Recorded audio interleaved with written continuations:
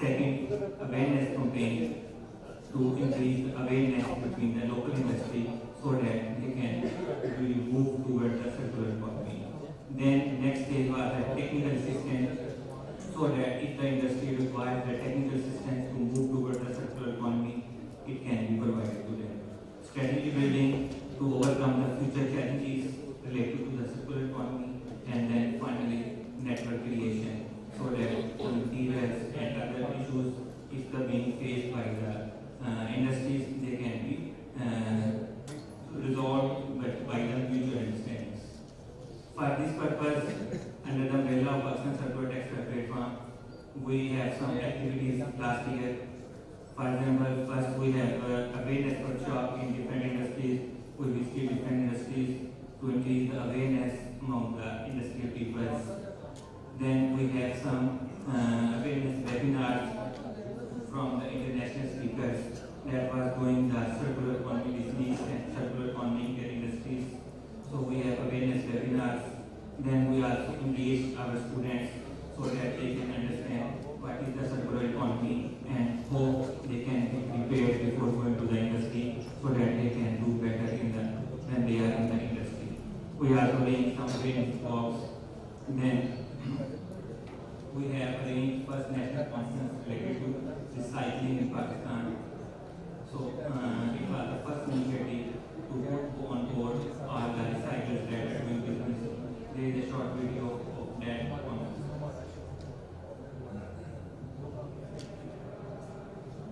I think it's not possible to run that video.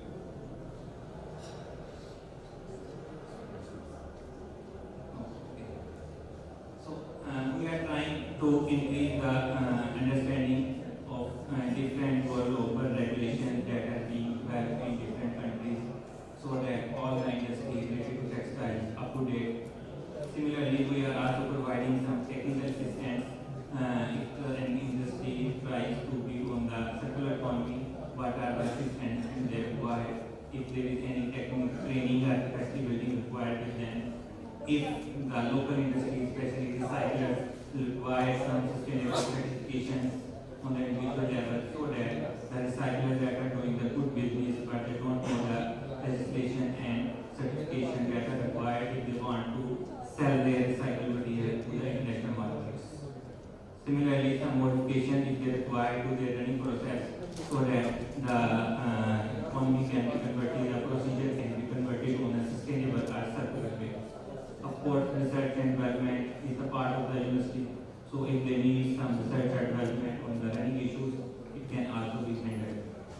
Network creations, so that if the industry wants the circular economy, they should know where are sellers, where are buyers, where are the raw material availability and other type of issues. The collaboration that is most important if you are moving toward any new theme. The collaboration is important so that they can resolve their issues mutually. Strategy building, if they want to design a circular economy into their industry, locally, into their organization. Strategy to reduce the waste, reduce the energy usages, and reduce the water usage. Similarly, if they want to develop a new circular model for entrepreneurship. So all these things are the initiative by the Circular Textile Platform, so that the issue that is being faced in globally and especially in the Pakistan textile industry, that can be overcome by this way. So this was the little introduction about the Pakistan Circular Textile Platform of the umbrella of National Textiles. Thank you. Thank you, Dr. Shri.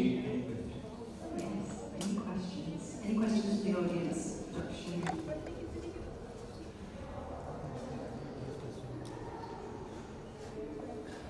No, I'm going to kick us off then, if that's okay. Some people might have thought of some on the route, if that's all right. So, I mean, you talked a lot about the kind of challenges, the problems, but also the kind of solution space that we can start to move into. And I just wondered from your perspective, when we consider the full value chain, where do you think industry can start to make the most impact? Obviously, we've talked about low-hanging fruit today, we've talked about some kind of quick wins. So where do you think industry could start to position themselves to really create the most impact towards circularity within their business model?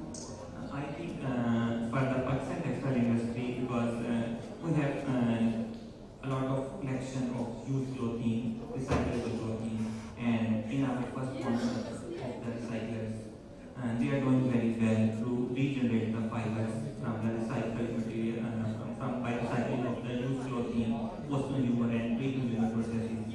So this raw material, used raw material, recycled raw material can be an important catch for the Pakistan. If like 40 or 50% raw material is the recycled raw material, the impact in the EU and other United States or other 12 countries will be much better. Great, thank you. Just one follow-up question to that, if that's all right. For our industry partners in the audience, what would be your one piece of advice as an academic expert in this field? What would be your one piece of advice to them? I think we have to move towards this. If we are not moving towards the circular economy as a textile exporter country, one of the biggest punch of our export is the textile. So if we will not move, we are already start losing our percentage in the global market. So it's the time to quickly move towards this. Thank you. That's your own call to action. I think we've just got one question down here, if that's okay. Can we get a mic down there? Thank you.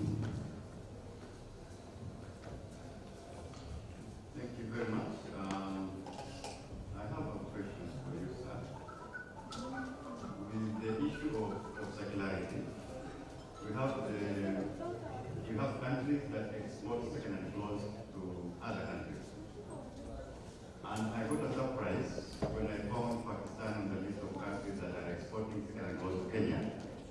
In fact, the leading country that exports second-hand clothes to Kenya is no longer US. The first one on the list is China, followed by Pakistan. So, will you elaborate what mechanism you have put in place so that Pakistan will not become a source of, it's like you are exporting your problem to other people? Because already, okay, let me give a small illustration. Most of the second-hand clothes that are sent to Africa, over 70% are not clothes at all, they are rags. It's like they are going to be thrown there. And the exporting countries are fully aware about this. If you look at Ghana, look at Kenya. For example, Nairobi River is full of rags. It's like they just landed in and they were just thrown there. So it's like we are not doing circularity, but we're moving the problem from Pakistan and we export it to another country where maybe the law is not stringent enough to stop people from dumping them there.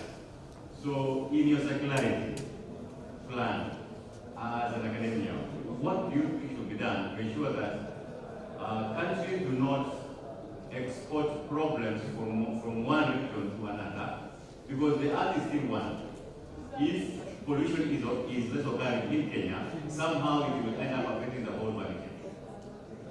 No, I think if the actual meaning of circularity is implemented, so people will be looking for the used clothing. So if all the used clothing is already going to Kenya, so I think you have the big opportunity than us to convert into the circular economy. So you can use that one, I think so. So you can use that one to convert back into the fibers. And if the Pakistan economy is converted to the circular economy, so people will be looking for this raw material. People will be looking for it. We're going to have to pause it there if that's okay. If we can perhaps take the conversation offline, that would be brilliant. Sorry, but we've just got going. Thank you very much. Thank you very much.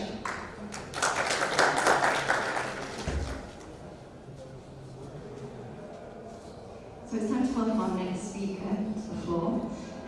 We've got Mr. Sahali, who's going to present a case study conducted by the Worldwide Fund for Nature, the WWF, on competitive practices in the textile industry, focused on compliance strategies to enhance sustainability. So welcome to the floor.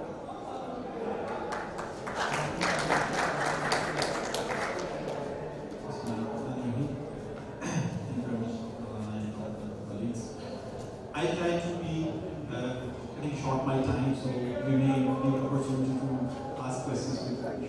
it's okay. And then thank you. Maybe you can ask the question at the end of my session. So there has been a flooding information about the circularity, recycling, and stuff like that. And it's quite hard after lunch if you are going to be present because your stomach is working but your brain is not working in that way. So apologies in advance. So that's why I said, okay, I'll be quicker as compared to the other speakers. WWF being the largest conservation organization at the global level, as well as being one of the largest environmental organizations here in Pakistan and working in different domains. If we see the conservation goals, you can see the different areas. Where are we going? More than 105 countries. You will be seeing all our work is aligned with these goals. And I'm representing and being the freshwater here. And why WWF is jumping into this? Because our purpose is just to engage all the communities and stakeholders and moving them or guiding them towards the conservation. Because ultimately, I felt pride when in the morning there were sessions and we talk about the ecological footprint. We need 3 Earths, 2.5 Earths, or 1.7 or whatever. So this is something, this is the work which usually we use to conduct on an annual basis, grab the data and publish there. So we're happy this is something which is quite important and it is getting more awareness among the people as well as among the business community. So the textile is, it's not a new word, and we do have a history here where we are right now, and we are working in all the different units, starting from the farming till the farm to fashion. All the entire supply chain exists here in Pakistan. So all that details already has been discussed. So I will just give a case study how WWF has worked in collaboration with the Textile Champs here in Pakistan, funded by the European Union in collaboration with the Ireland International Organization. So there has been discussion on the standards and the new, I would say, the gadgets are into the market. First the German Green Deal and now the EU Green Deal is into the market where the more laws, standards, brands code of conducts are coming into the market, and in any case the producers have to comply. One thing which is right now is more focusing is also to engage your supply chain. Just not only thinking within your production line, but think beyond the fence line to engage your stakeholder where the real footprint exists. So that's why the different kinds of the standards are into the market, or they will be, and for sure, if we talk about the carbon border adjustment mechanism, so this is something where already the voluntary reporting has been started. Although textile doesn't come under the category, but the experts have already warned that the carbon will be in the coming years into that group. So that's why we need to think in advance just to compete into the international market. And same is the case with the digital product passport, greenwashing directives, and what actually EU envisions, what are the strategies. Since we are working closely with the European Union in Pakistan, and there was a session just like today's session, and there one of our colleagues from EU, he actually mentioned the strategy of EU, what they want, they really want. EU want durable repair and recycle. Again, that's a terminology, and our discussion is evolving and will be evolving in the coming days around that. In fact, it's all linked, and these are all I'm sorry, I used to say these are the BuzzFeeds, sometimes because I also represented in a couple of international forums. So first there was the contextual targets, non-contextual, and then now the net zero, net positive, all these terminologies are into the market. But we see overall, ultimate goal is moving towards the sustainability. This is the word we see at the broader or at the macro level, usually covering under that umbrella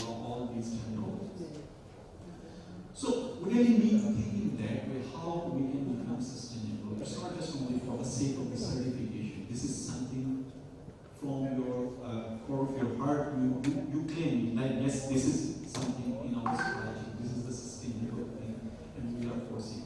Because there has been discussion about the floods before. Dr. Shoguti very well mentioned about the flooding in Pakistan. So Pakistan is at the height of the climate change, and importance of the major raw material. Water is considered one of the most expensive chemical in the textile sector. If flooding or drought is there, so how we can imagine our raw material will be managing that? Like in 2022, 1/4 of cotton of Pakistan was underwater, so the quality was compromised, and all the different strategies the business community sat together and we come up with the different stories. Again, we need to think how we are managing, because on one side, most of the debate is at the end of the pipeline, like the net zero change emission level. But the other is how we can reduce the footprint of our products within our production line. So this is something I will just give you an example here of one of the project. So there was a project funded by the European Union. The background of that project was just to meet partially GSP plus targets, because in GSP plus, this is a quota given to Pakistan. Unfortunately, we could not get the benefits what EU was expecting, what the buyers were expecting. So that's why the idea of the project was conceived, where all the new standards of the legislations in terms of the environment, labor, both were, they were targeted. And the multi-layered environmental agreements, there was a hope, like after giving different kinds of guidance to the government and private sector, we can achieve those targets. So we engaged the provincial stakeholders as well as the federal, since environment is the provincial subject. So that's why the project worked very closely with the Punjab provincial departments as well as with the Sindh department. So National Textile University is one of our major stakeholders. We have signed MOUs and conducted several studies together. And on ground, we work very closely with the businesses, because as I mentioned earlier, these different technologies, just like the cleaner production techniques, so these were tweaked or refined and we introduced with the name of the sustainable environmental practices or smart environmental practices. So that was the purpose, working with the businesses at the floor level, giving them the recommendations and come up with the success stories. Because there were two different purposes. One was because the businesses understand win-win situation, like what they can save after the investment. And the second one was the propagation or the advocacy. Unfortunately, in Pakistan, there wasn't any mechanism where these success stories were highlighted. So that's why there was a missing gap, and whenever the international media or the international buyers, they usually pick Pakistan's national government unpublished reports, that data is missing.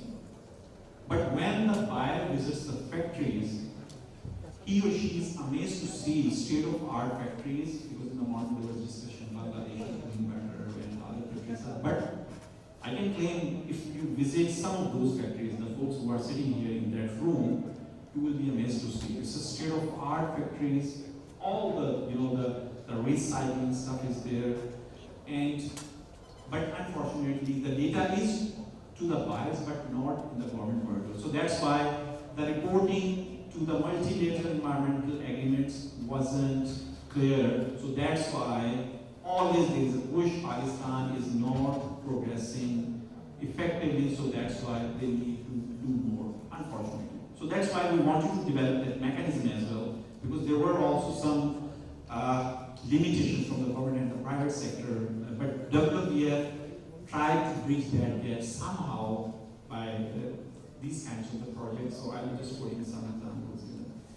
next slide. So this is just as an example, because you are the experts about these technical data, like what is the investment, if it starts from the steam leakage to the floor washing to the reverse osmosis, reuse, etc.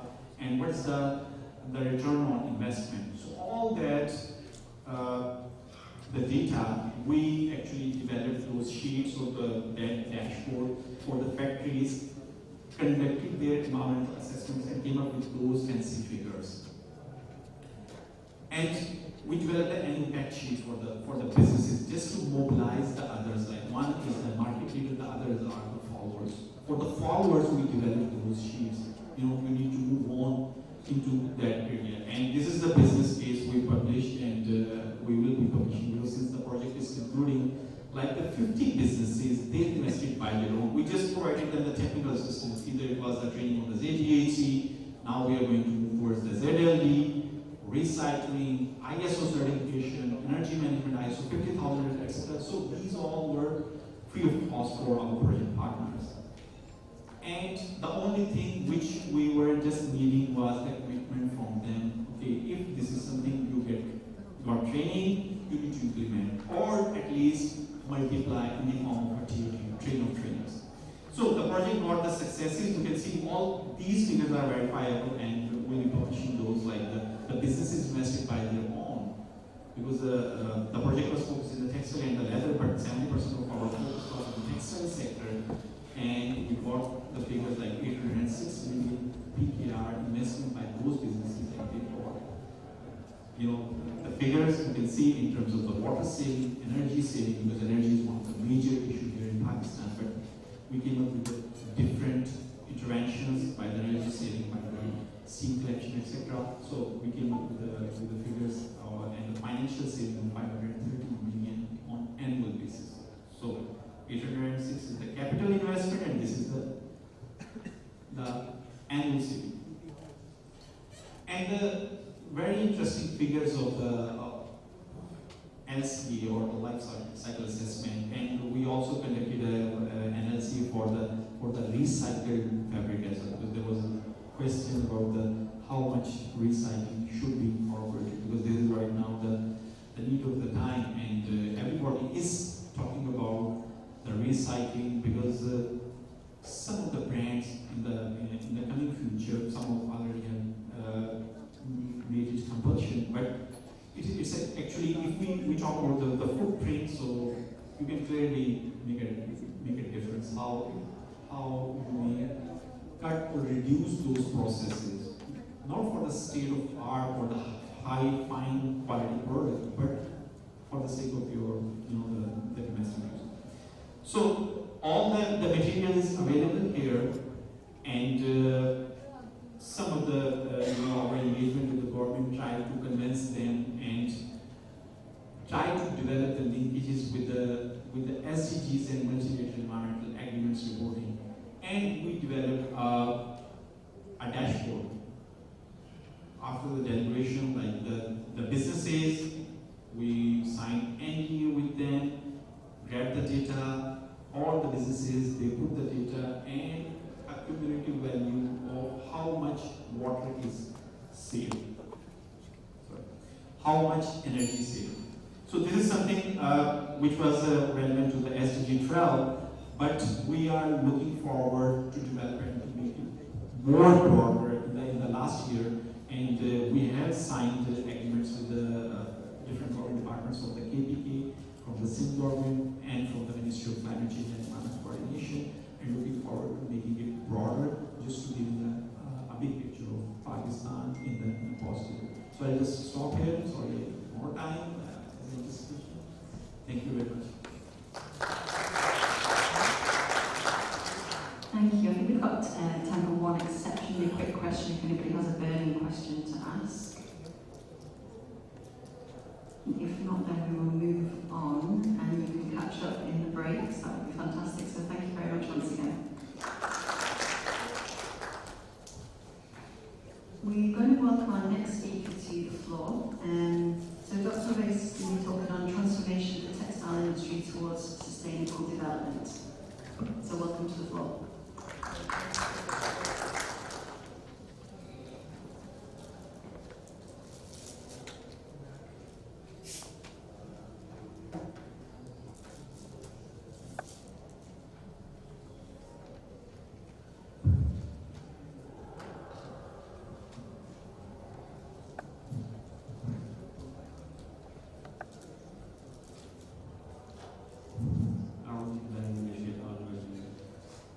Bismillahirrahmanirrahim.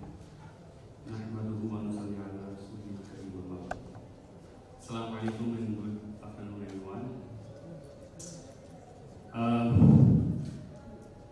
Mr. Sohail has already highlighted that this is the time of lunch, and this is really the time when we need to give some wake-up call.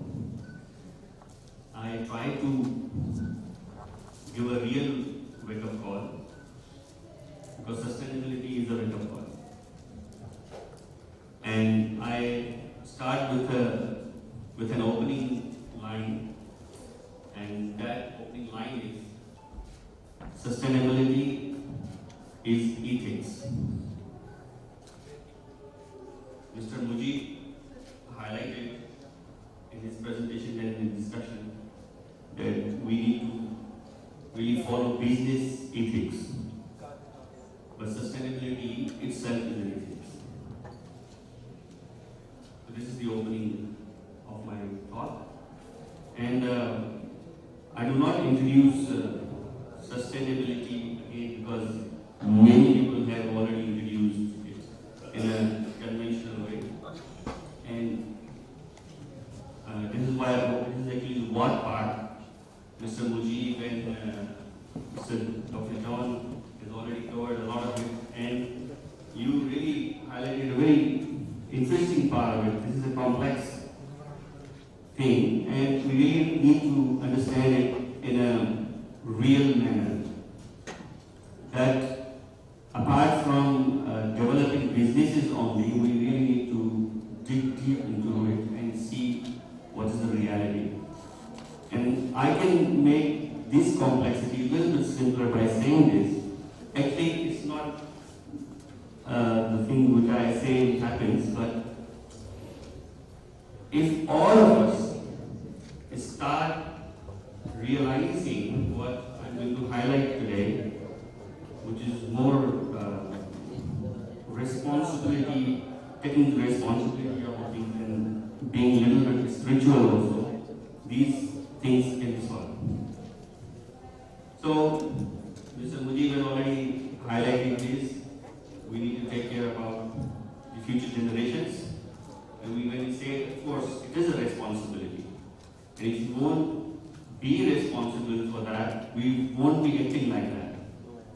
Doing businesses only is not a target. This is responsibility. And this is already well known to all of us. So sustainable manufacturing, actually there are two, I normally divide it into two parts. One is sustainable consumption and the other is sustainable production. My talk today is more on sustainable manufacturing, sustainable production. Sustainable consumption is another topic. Like for example, if I give very simple examples, we got bags, everyone got bags, we got diaries in it. Why is the use of the diaries? We cut a lot of trees for making them. So why we are doing these things? Why are we have such standards that we need to do these things? So this is related to sustainable consumption. And yes, one more thing. Manufactured demand that is created by businesses is the first thing that we need to address really. We need to think about what we need is really a need. This is the first thing, first question. Anyway, I do not go to the definitions and explanations about these things. So environmental sustainability is, I'm jumping into the environmental sustainability now because this is more related to the manufacturing thing. So I normally say this sentence, it's very simple to say and to understand that what are we taking from nature to manufacture our things, and at the end, what we are giving back to nature. If we start thinking about that, if we start realizing about that, we will start learning and understanding sustainability in a real manner. These words are well known to each other, everyone. Eco-balance, conservation, biodiversity, taking care of the globe, reuse reusable and recyclable. And there have been a lot of talks on this since morning. So in terms of sustainable manufacturing as a bigger picture, we can say that we try our best to minimize the use of manufactured textiles. Of course, it really needs a study towards the whole supply chain. It leads to consumption. We need to work on the buyers and brands also. Economically sound, of course. No or minimal negative environmental impacts. These are such a basic things. But if we think these things as a responsibility, then we can do it in reality. Conserving energy, natural resources such as recycling, reusing, etc. Ensuring social aspects, including employees, health and safety, well-being, etc. And product life cycle. Professor from Malaysia highlighted about the life cycle assessment also. The priority target, top priority target for the manufacturing industry, textile manufacturing industry, reducing water, energy, and raw materials as much as possible. Transition to sustainable materials, replacement materials. Improving labor practices. Promoting circular economic principles. Many people have talked, previous talk was on that, Dr. Sharma talked about that. Increasing transparency and collaboration across the supply chain. Now traceability standards are also there. So, sustainable textile manufacturing can broadly be divided into 3 stages. One is the raw material. It is actually related to the extraction of the material from nature, and we should adopt minimize it, and we should adopt more sustainable techniques and technologies for doing it. Producing, there are a lot of things. I skip this slide because many people have been talking about this: minimal use of energy, water, optimizing production, and all that. Social responsibility. End of life, of course. Now, brands and businesses also working on this very closely and implementing these things into their businesses. This slide has already been spoken by a professor from Malaysia. Now I come to the heart of my talk. That is the why part. Why should we do it? We have been knowing and we have been pushed to do all these things. And we are sitting here, we are collaborating and talking with each other on these things. So, to me, there are 3 drives to do all that. And that is, the first most is the force. And the force is basically fear-driven, and that force is created from businesses, buyers, brands, international markets, legislations, laws. These are the forceful things that make us do it. We have to do it because they demand. Otherwise, we cannot survive into the global, like we got some stats from Dr. Sanjay this morning about the export. Number 2 is motivation to do it, self-realizing it. And that comes through the awareness, trainings, workshops, talking with each other about this. And number 3 is the spiritual part. And to me, this is the most important part. Sustainability is not a new thing. We are talking about this now, but it's not a new thing. It exists since this universe was made. The Creator made this sustainable. Everything was eco-balanced. We disturbed it. We human beings did it, and now we are trying to correct it. And unless we don't realize it from core of our heart, spiritually, motivationally, we can't do it in a real manner. So forces I have already highlighted are legislations, buyer requirements, international compliance standards. Now it is not actually, to me, it is actually not a matter of compliance, it is the matter of responsibility, it is a matter of behaviors. We need to understand that. So this is not all, there are a lot more standards apart from these, and like Mr. Swell already highlighted, these are the, every second day we get another new buzzword related to sustainability, like net zero, 2050 target, SDGs is there. But these are realities, but now, in fact, I tell you honestly, these certifications are also businesses. If we realize it from pura or heart at the first place, why do we need to get these certifications? This is the thing. Anyway, we'll go ahead and I show some of the spiritual part now. This is 17 SDGs. This is another drive. This is not actually the certification kind of drive, but it's also kind of a motivational drive by UN, and I like them.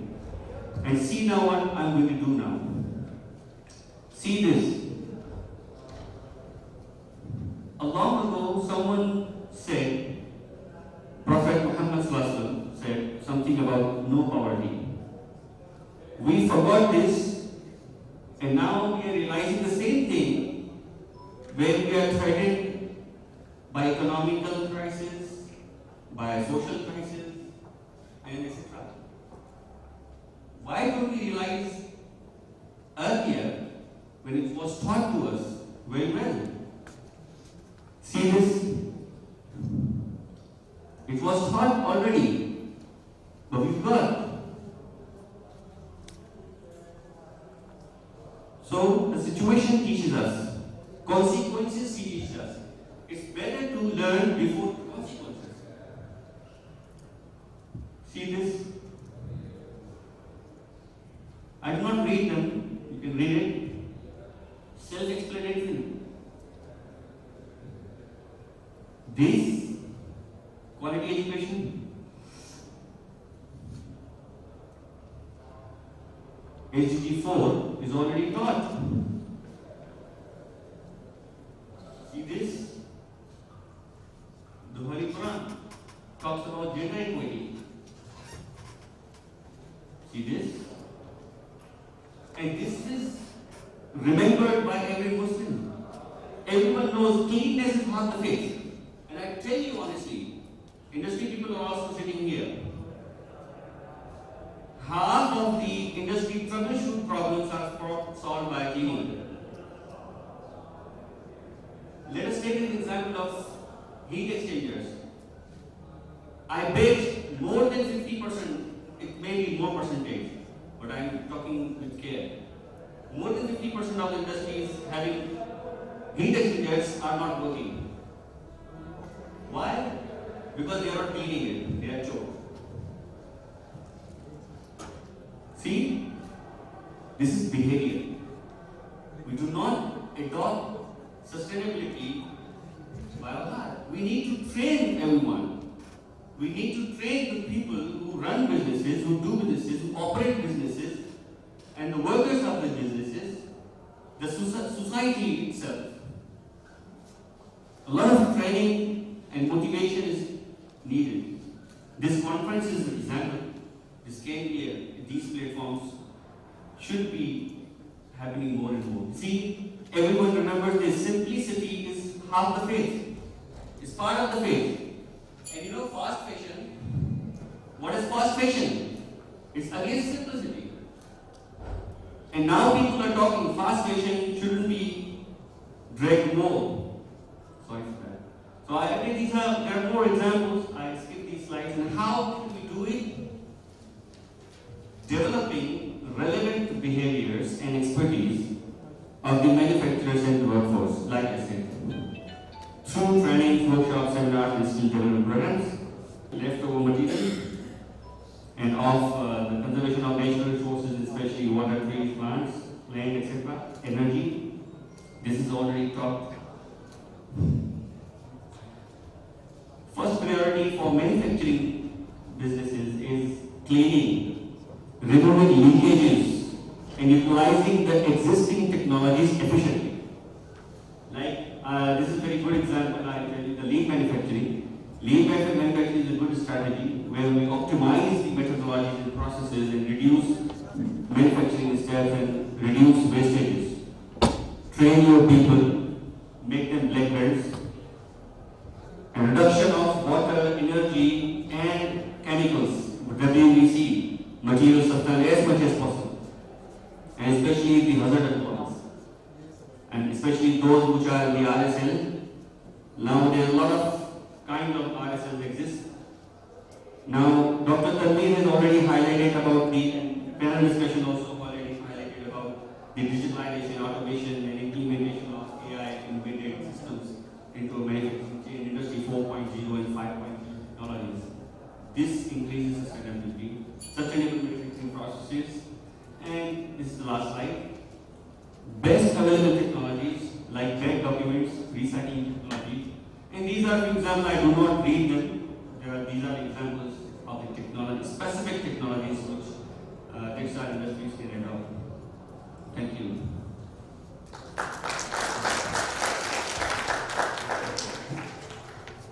Thank you very much. Unfortunately, we don't have time for any questions just now, but obviously we've got a tea break coming up, so there'll be plenty of opportunity. Great, thank you. So moving swiftly on, next to the floor we have Mr. Marius Golden. He's going to be talking on revealing the SME project, transforming Pakistan's textile landscape with digital traceability. Welcome to the floor.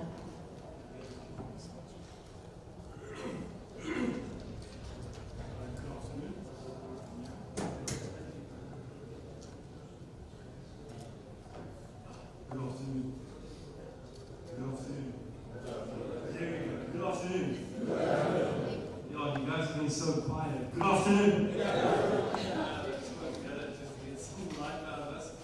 So today is probably one of the days that I've most wished I was a PhD. I've never heard so many PhDs being introduced in one session. So I think when I get back home to Estonia, I'll definitely be looking at my university's requirements for PhD.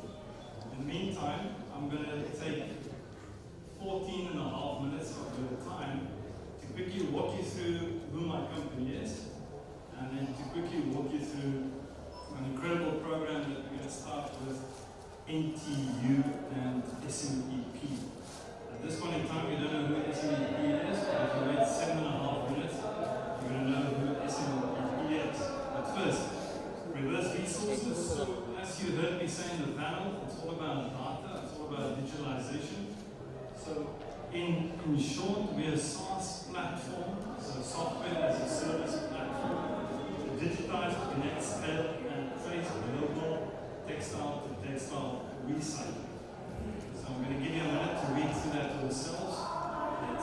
It's quite a sentence, but in its essence, we follow we digitally follow textile waste around the globe, and we have built an incredible platform to do that. The challenge that we're addressing, obviously, as a company that looks for investment, that looks for clients, that looks for projects and programs, there has to be a challenge. Our challenge is the textile waste that's everywhere. At last count, there's about 92,000 kilotons of textile waste generated every year across the globe.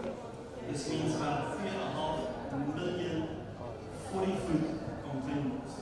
So for those of you that are into logistics or that work at factories or at recyclers, that gives you an idea of the scale of the problem, or at least the challenge.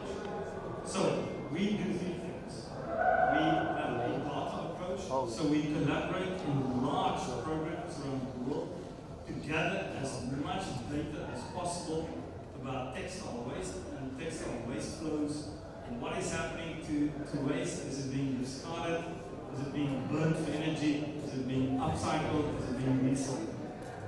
Then we have a technological approach. So we have built this platform, this technology platform that allows us to manage the movement of all of this waste across different role players. And then last but not least, we very much have an operational approach. So many of the countries where we work up to this point in time never knew how to segregate their waste,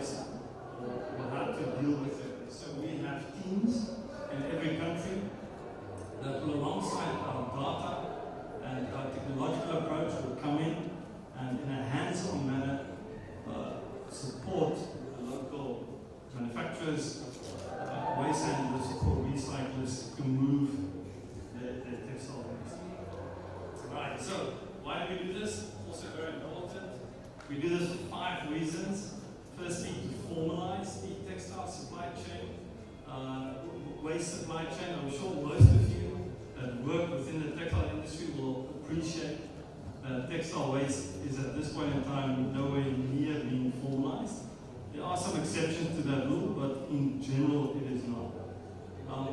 We do this because we wish to provide digital traceability of the textile waste. So you've heard this already today quite a few times. There is such a demand for traceability. But the one dark area for many of the traceability platforms that have already been established is for textile waste. Such an important part that has been overlooked. Thirdly, to reduce, obviously, if you manage the textile waste, you reduce the overall impact of the waste on the environment, as the gentleman just before me made so clear. But also, you use less energy if you recycle more textile waste.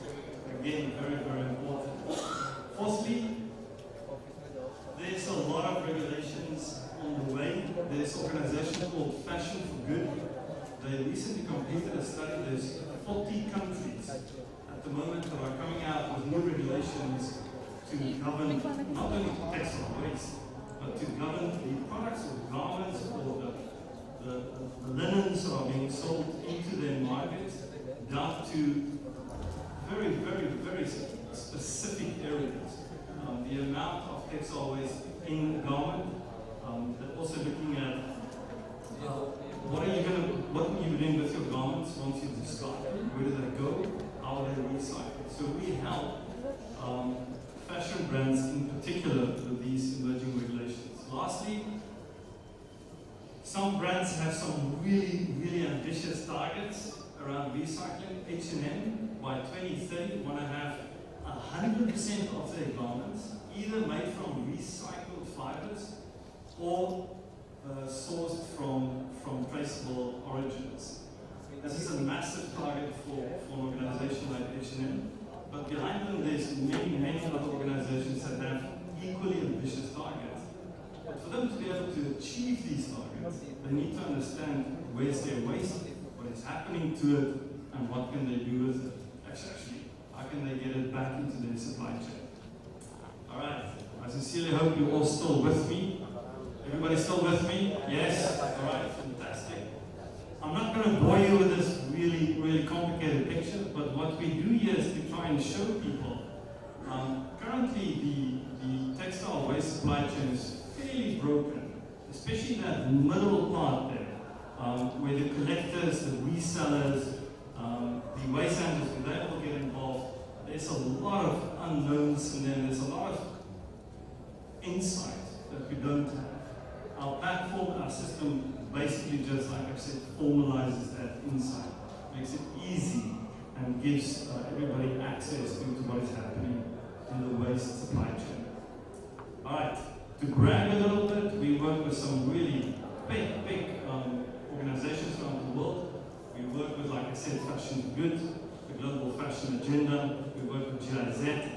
We work with Accelerating Circularity. We work with Unido, and many other partners that have made an incredible contribution to our product, to our knowledge, and to our insight, and hopefully we've been able to do the same. We also collaborate with at least 60 fashion brands. We have mapped 8,000 factories across the world. We've already worked with 50 different waste handlers, 40 recyclers, and we've worked in 15 plus countries. Pakistan will now be one of those plus countries. This is again one of those pictures that I just want to put up there to try and impress you. So we have a global reach, as you can see. In some countries we already have an office established. In some countries we work through global partners. And in some countries we purely work online, so digitally. Right, so for the big announcement, the reason why I'm here today, the reason why I flew halfway around the world to be in Pakistan for the first time, is that we are kicking off, as of last night, the contract was officially signed by our CEO and founder, and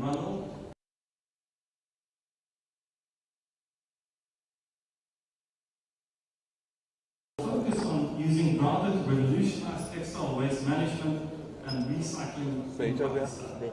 This is a huge milestone for us. I know it doesn't seem like it. I didn't have a drum roll or orchestra or band coming out. This is for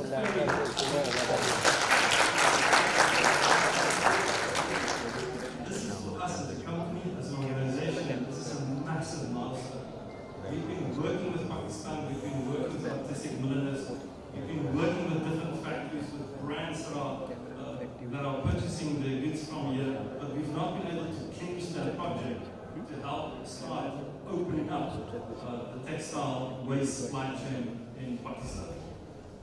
Alright, so let me tell you who SBP is. So it's an organization that was established by the United Kingdom's Foreign Commonwealth and Development Office, implemented by UNCTAD. That is a terrible regulation for United Nations Conference on Trade and Development.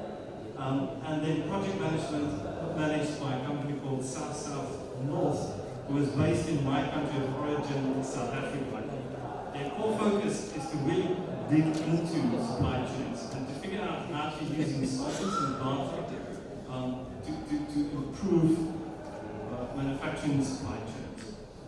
Alright, so we've got a lot of partners already signed up. We've got Primark, everybody should know them. We've got CNA, we've got Reformation, and we've got the Very Group already signed up.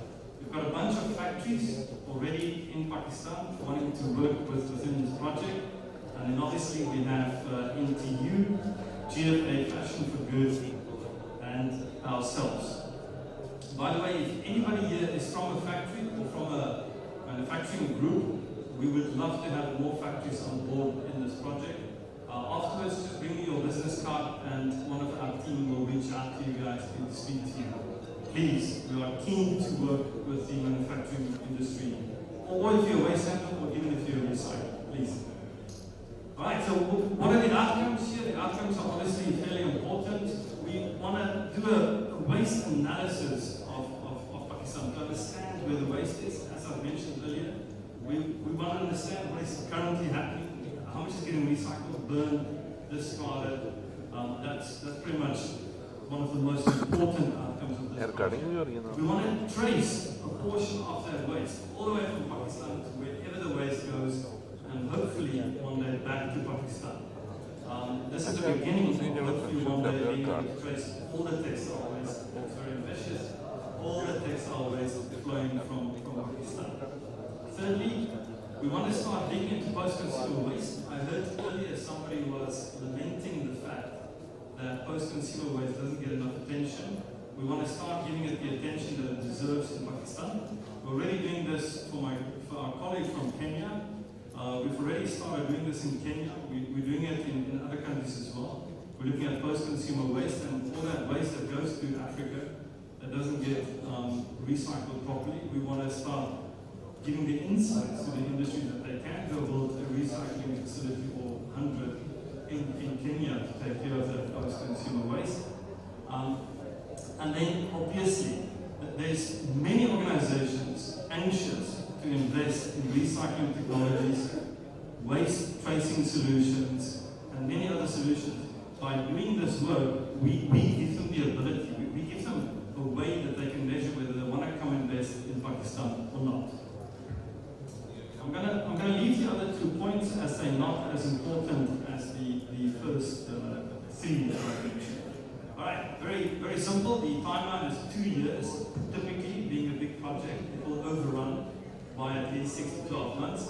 But for now, the timeline is 2 years. The great thing with our company is that once the project or the program is finished, we bring in the commercial product that we use to undergird this project, this program. We can just continue with that in the market. So we don't go away after 2 years. I'm hopefully going to be speaking to you every year at the NTU conference, if you can bear me for another year. So we will be here, if all things go right, us as a company, Reverse Resources, will be here way past the 2-year mark. I added this slide. I probably shouldn't have added this slide, but I wanted to just give you an idea of how it works. So on our platform will be the garment factories, the waste handlers, and the recyclers. they upload all the data that you need them to upload onto the platform, and that gives access to grants and to large program partners, and in some cases, other organizations gives them access and insight into understanding the textile waste industry. But as I've mentioned earlier, most importantly for the fashion brands, gives them an understanding where their waste is and how they can get a hold of that waste to have it recycled and to use it next year in their new fashion line. This is pretty perfect. If you have any questions and you can't get to see me today or tomorrow, I fly out early tomorrow. There's a young lady who will gladly reply to your emails. There's our website for all you millennials out there, all your Generation Z. Go check out our website and check us out on LinkedIn.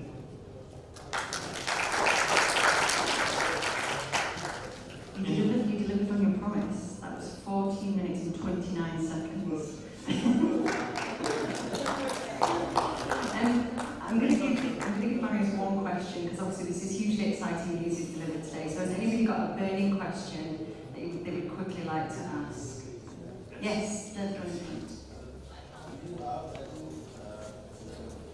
Excuse me, can we get a mic, please? Gentleman on his phone. Down here.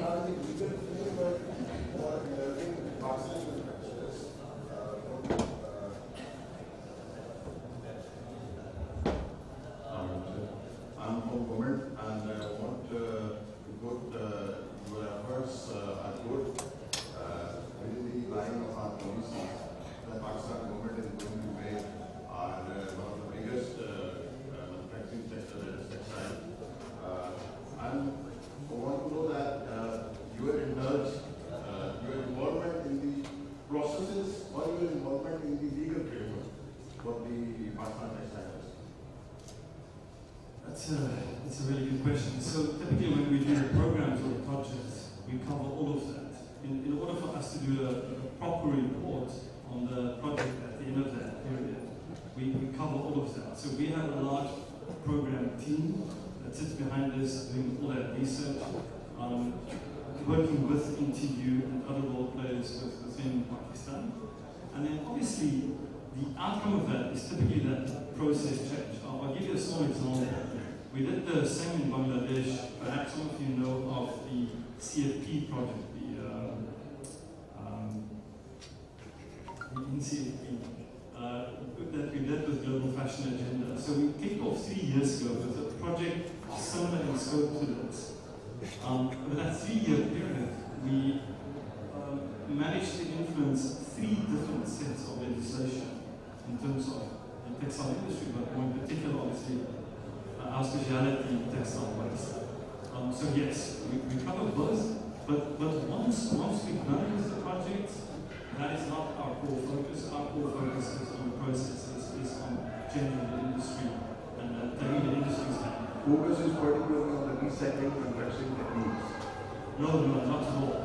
So it is moving the textile waste from manufacturing to waste handlers, to recycling, and hopefully back to the manufacturers. Because everybody has insight into that from the manufacturer, from the fashion brands, to whoever else needs insight into that. Typically, manufacturing associations want insight into that kind of data, and others. But at its core, we empower the industry to shine light and formalize the textile waste flow throughout the enterprise. If that doesn't make sense, please check in with me afterwards. Thank you once again, Marius.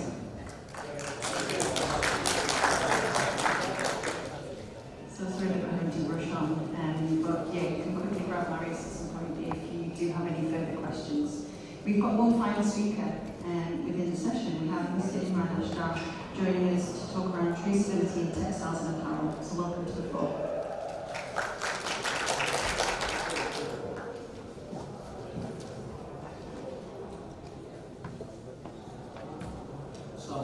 Good afternoon. Myself is Raj. I'm mainly working on the supply chain market.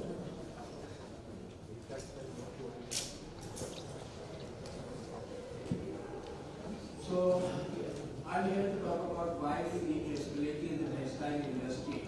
Particular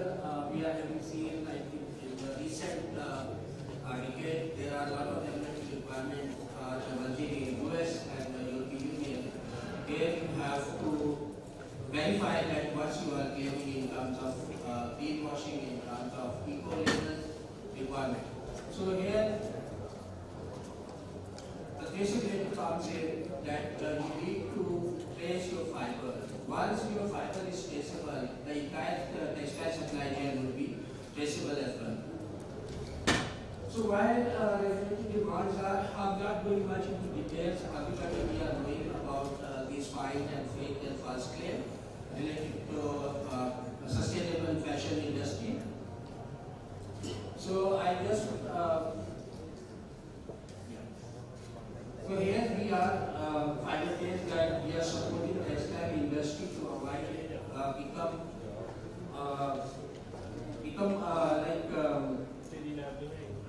to avoid to claim that's not really in your product. For example, once you have any sustainable product program under any sustainable certificate, which can be metabolic initiative, which can be region agri, which can be ROC or organic cotton. Once you have fiber tails embedded at the point of origin, that will stay forever in the cotton and that will be replicated and traceable in the entire supply chain, entire life cycle. So fiber tails this reduces the trust and support and integrity. Fiber tails globally presence, for example, we are in all cotton producing countries. Our projects are running in US, in Brazil, in Pakistan, in India, in Australia. So we are originally from Australia. And our team members are across the globe, mainly in Pakistan, Australia, UK, and US. So we are offering three-step solution that supporting textile industry to verify and trace their product. One is pigment ID, that's created with the unique signature that could be different if the cotton production is done in Pakistan or the cotton production is being produced in India, in Australia and US. Every country will have a different signature. Every sustainable cotton program will have different signature. For example, Pakistan organic cotton will be a different signature than Pakistan BCI cotton. Similarly, India will have 2-3 different signatures. Then we are offering, along with the pigment ID, a physical scanner that gives an opportunity of ability to verify in the real-time scenario, real-time manner. That scanner works in a 3-second or 30-second to verify whether this product is coming from the sustainable sources or not. And then we are offering third and last but not the least, SAS platform that is a blockchain that is integrated to read fiber tails print and verify the content of the fiber into the final product. So how it's work? So every fiber which will contain a customized signature based on the portfolio and the region and the country will be traced and tracked by the scanner. Those scanners will read those specific signature and the dilution, and that will be recorded into our blockchain. And the similar fiber that once it's moved to the spinner, they will conduct an audit and they will verify whether the same cotton is being supplied to them or not. It will real time will be linked digitally supply chain from ginner to the spinner and the rest of the supply chain as well. So every stage of the textile industry would require to conduct an audit using fiber tails scanner that will read the dilution and the pigment and the origin of fiber as well. For example, one of the industry partners wanted to blend the US cotton with the Australian cotton, then both cotton will have a different unique ID. And our signature will, our fiber tails scanner will read both IDs, and that will emit the data the same on the blockchain as well. So pigment installation option, we are offering 2 point of origin in cotton and 1 point of origin in synthetic fiber.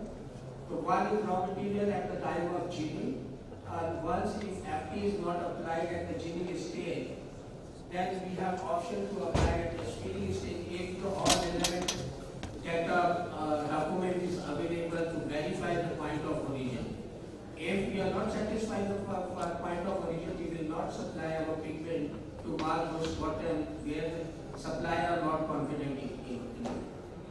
We have on synthetic, we are providing a pigment in a liquid form that can be at during slowing, slabby form in the, that can be converted in the chip or master batches as well.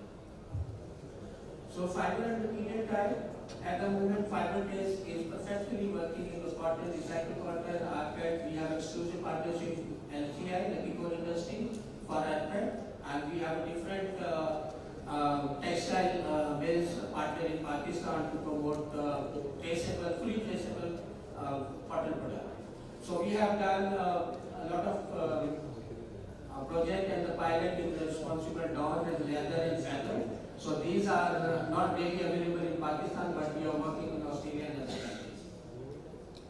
So this is the handle scanner. This scanner is giving an opportunity for conducting a real-time verification of any product that contains fiber-based IV, whether it's a recycled cotton, recycled polyester, or US region agri cotton, or Brazilian region agri cotton, or you can take it if you would be lucky enough and impose, ban impose would be made from Indian cotton. You guys would be importing the Indian organic cotton that's marked by fiber tracer. So this is platform. I would like if you wanted to scan this QR code, that will take you the journey of the fiber that's moved from Australia to work across the continent. So this is something that final end consumer can see how the textile supply chain partner have been working on, how transparent they are in terms of their supply chain. The ability of fiber-based platform is not only to trace your fiber, but you can trace your accessories, your thread, your cotton supply. You can integrate those supply chain into that one as well. So it's an end-to-end solution, a one-window solution to trace in your entire supply chain and the stakeholder partners. So the traceability integrated solution and fiber trace, we are able to integrate in any existing software PLM.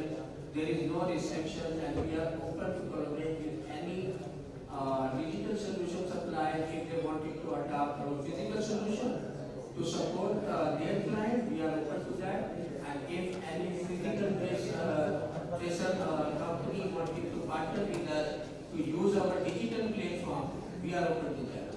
So particular fiber-based blockchain gives an opportunity to track that your entire supply chain real time, whether the supply chain is performing in the real time, the production is on time, or whether it's there is an delay.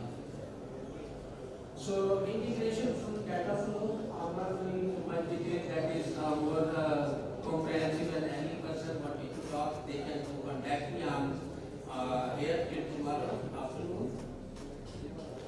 So we have some of the partners listed in here. So some of the client success, we are working with VF, Information, Continuum, and India. Seven or four by client. So advanced technology accelerated scanner technology development. We are going to develop a new scanner that will help textile industry, even if they have a multi-blend more than 6 or 7 different signatures into one product. Our scanner will be able to give a real-time verification of those all signature IDs, and we can with our latest advanced scanner that is able to read carbon and sulfur-based dye stuff as well. At 2025, we would be having it to launch an advanced that will be verified real time with all signatures based on their quantification as well. So harmonize, minimize software integration, as I mentioned that we are flexible to integrate in any existing or running software, and we are same time we are open to support any industry partner who wanted to adopt our digital solution as well. So fiber integrity is just not a thread, it's a fabric of change. That's all about it. I hope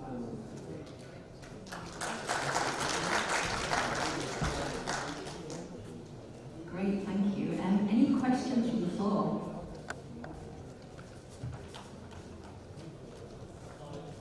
Oh, thank you. We've got a mic for you. This specifically is the main challenge for any industry. Traceability is the main challenge for any industry in Pakistan.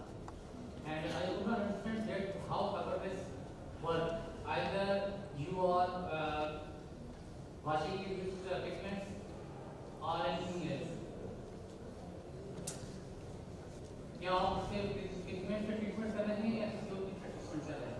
क्या local fibre से treatment हो रही है या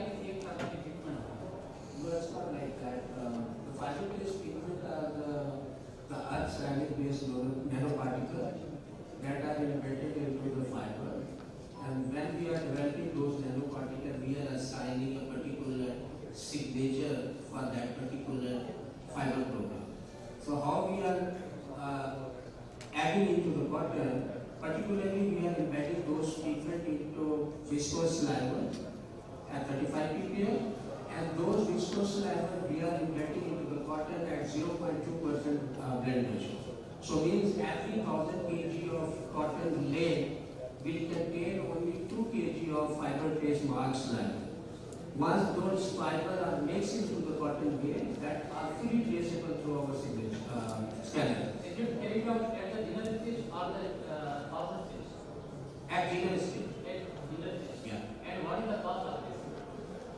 It's a commercial, maybe you can talk about me about separately, because the cost it's purely related to the volume, that how much volume you wanted to mark and what are your commercial requirement in terms of to develop, because every customized signature that costs almost like 7 to 5,000 US dollars in between.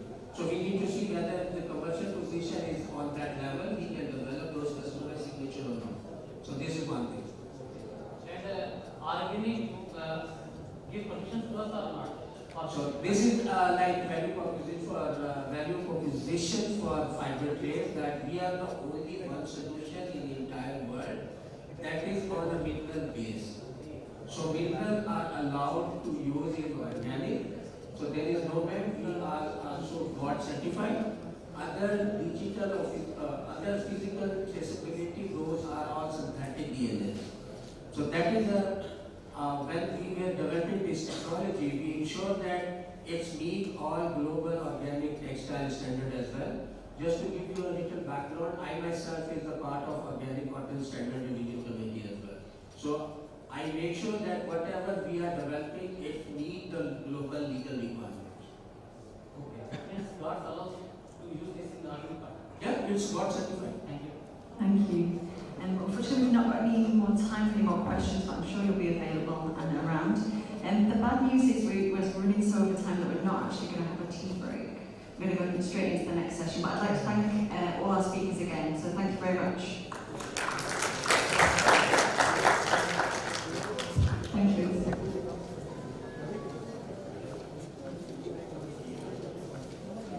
Now, for the certification, ladies and gentlemen, I would request our session chair, Dr. Alana Jain, to please move forward with the distribution of certificates for his respected speakers. First, I would like to call Dr. Shahud Saman from National Textile University. So please come on stage.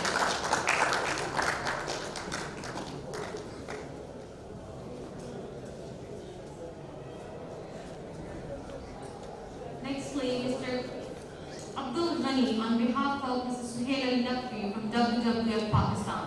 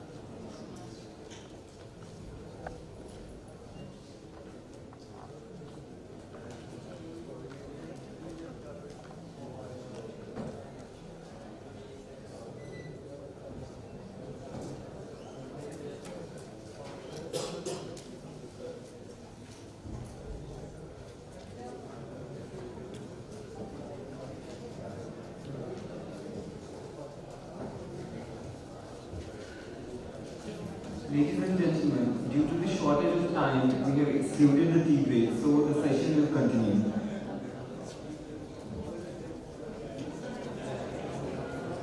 Tea outside, if you want to take a tea, you can take and you can come back quickly, but the session will continue quickly.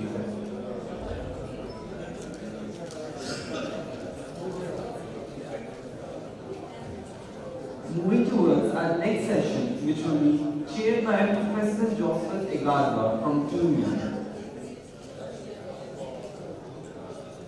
Everyone, please join me in welcoming Professor Joseph Egarwa.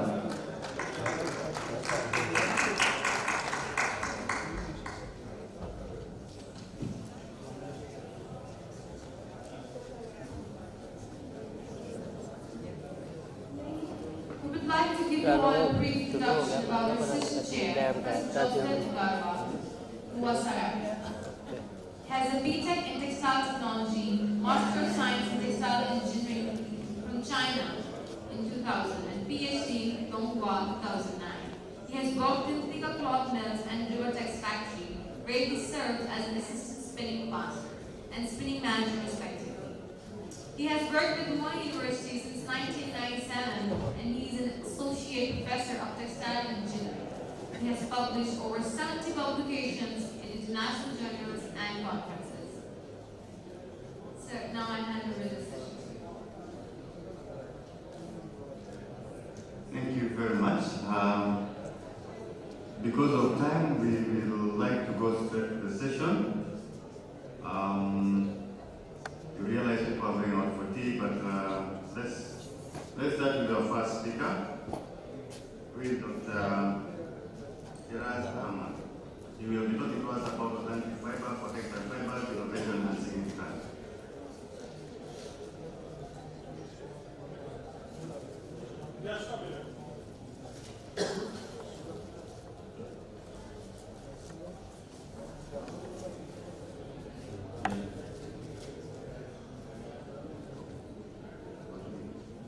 Yeah, maybe we have a 2 minutes break and then, just a 2 minutes break and then, and then we start. Just take a 2 minutes break, please. Yeah, 2 minutes break. Just 2 minutes.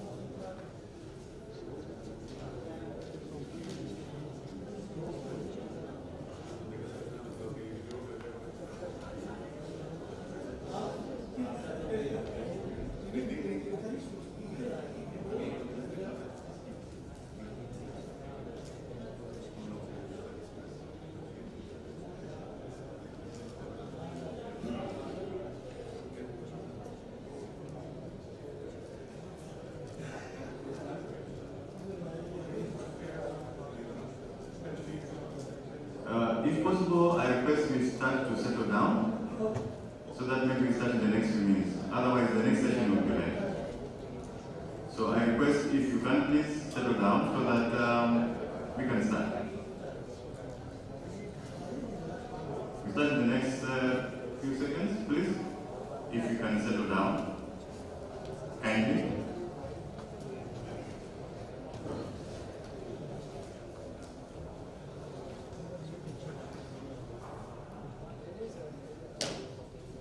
Can you just settle down so that we can start?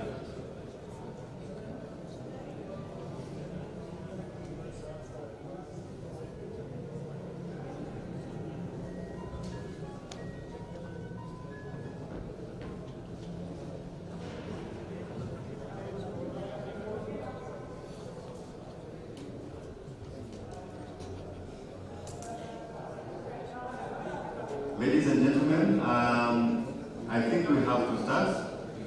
I think many people are going for it, but let us start. So if Mr. Ahmed can come and start. Let's start please so that we can save some time because we have a plenary after this and we need to use the hall. So please just continue, Mr. Mohammed.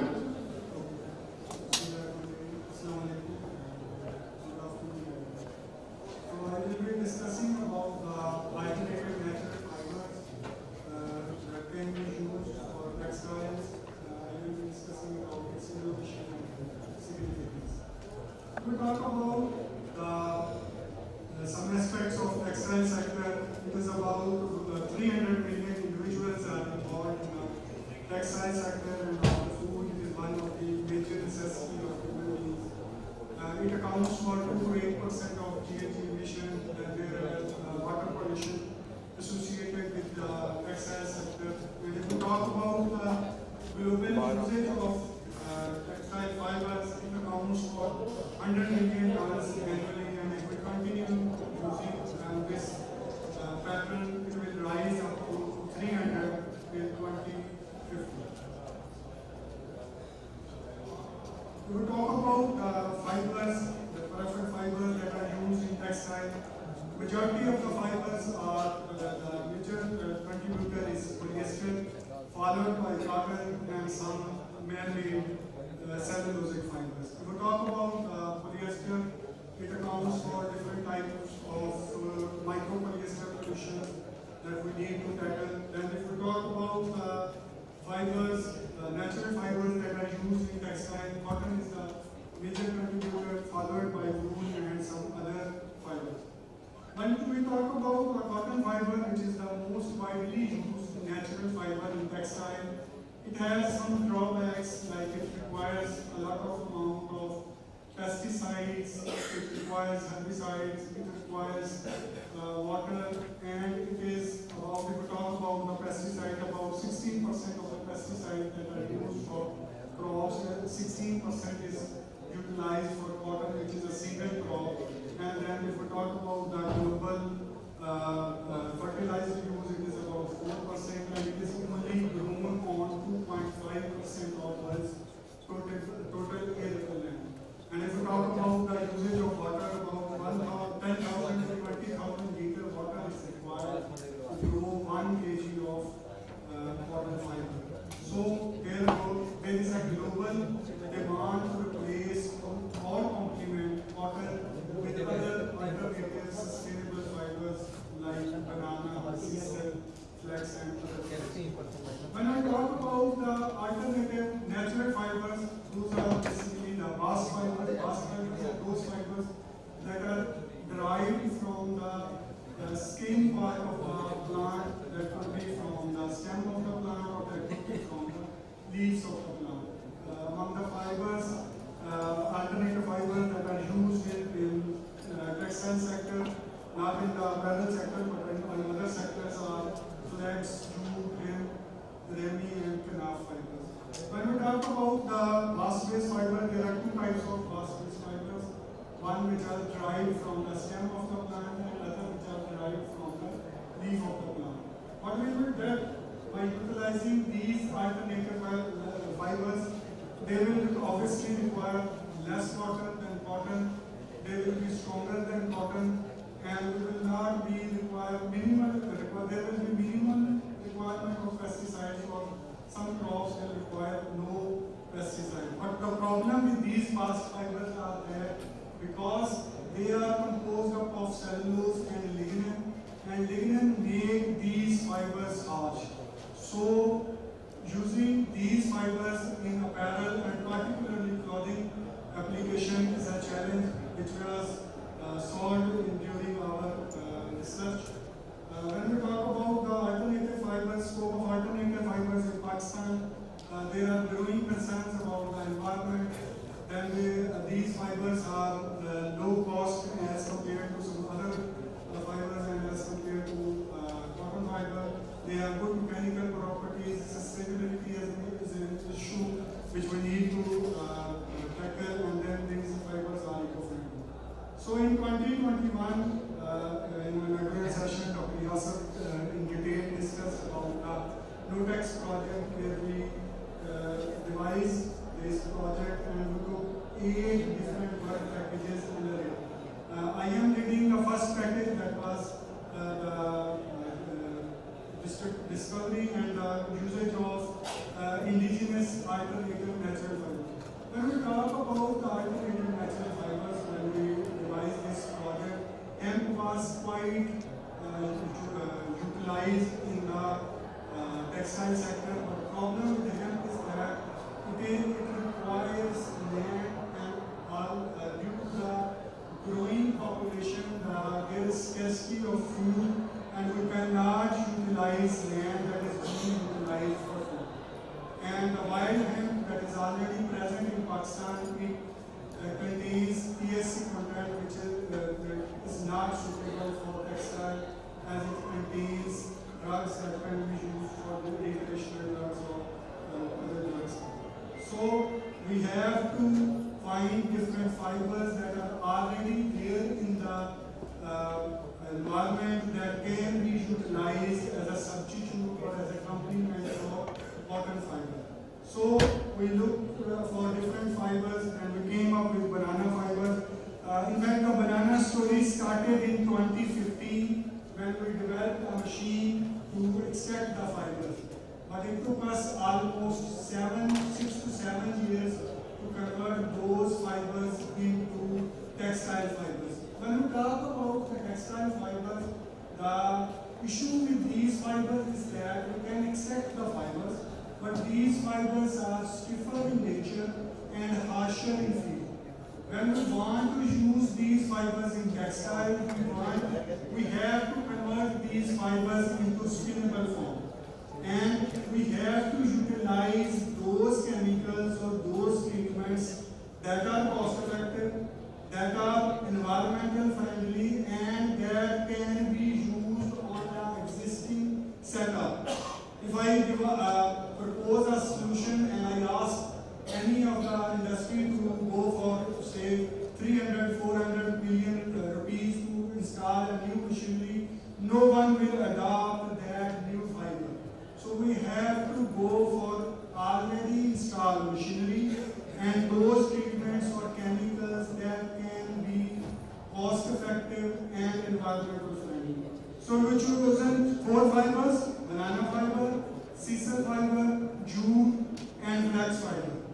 And after going through these fibers, we also have developed technology for fallen leaf fibers. We have patented technology for banana fiber and sisal fiber, and banana fiber is already licensed to Interloop. And if you have attended the regular session, Dr. Yasser talked about the success story Interloop have taken the banana fibers. So when we talk about the banana fibers, annually 2 crops are obtained or harvested from banana stem, and after harvesting of the banana fruit, the stem is waste, which is cut and thrown into the field. When they dry, they are burnt.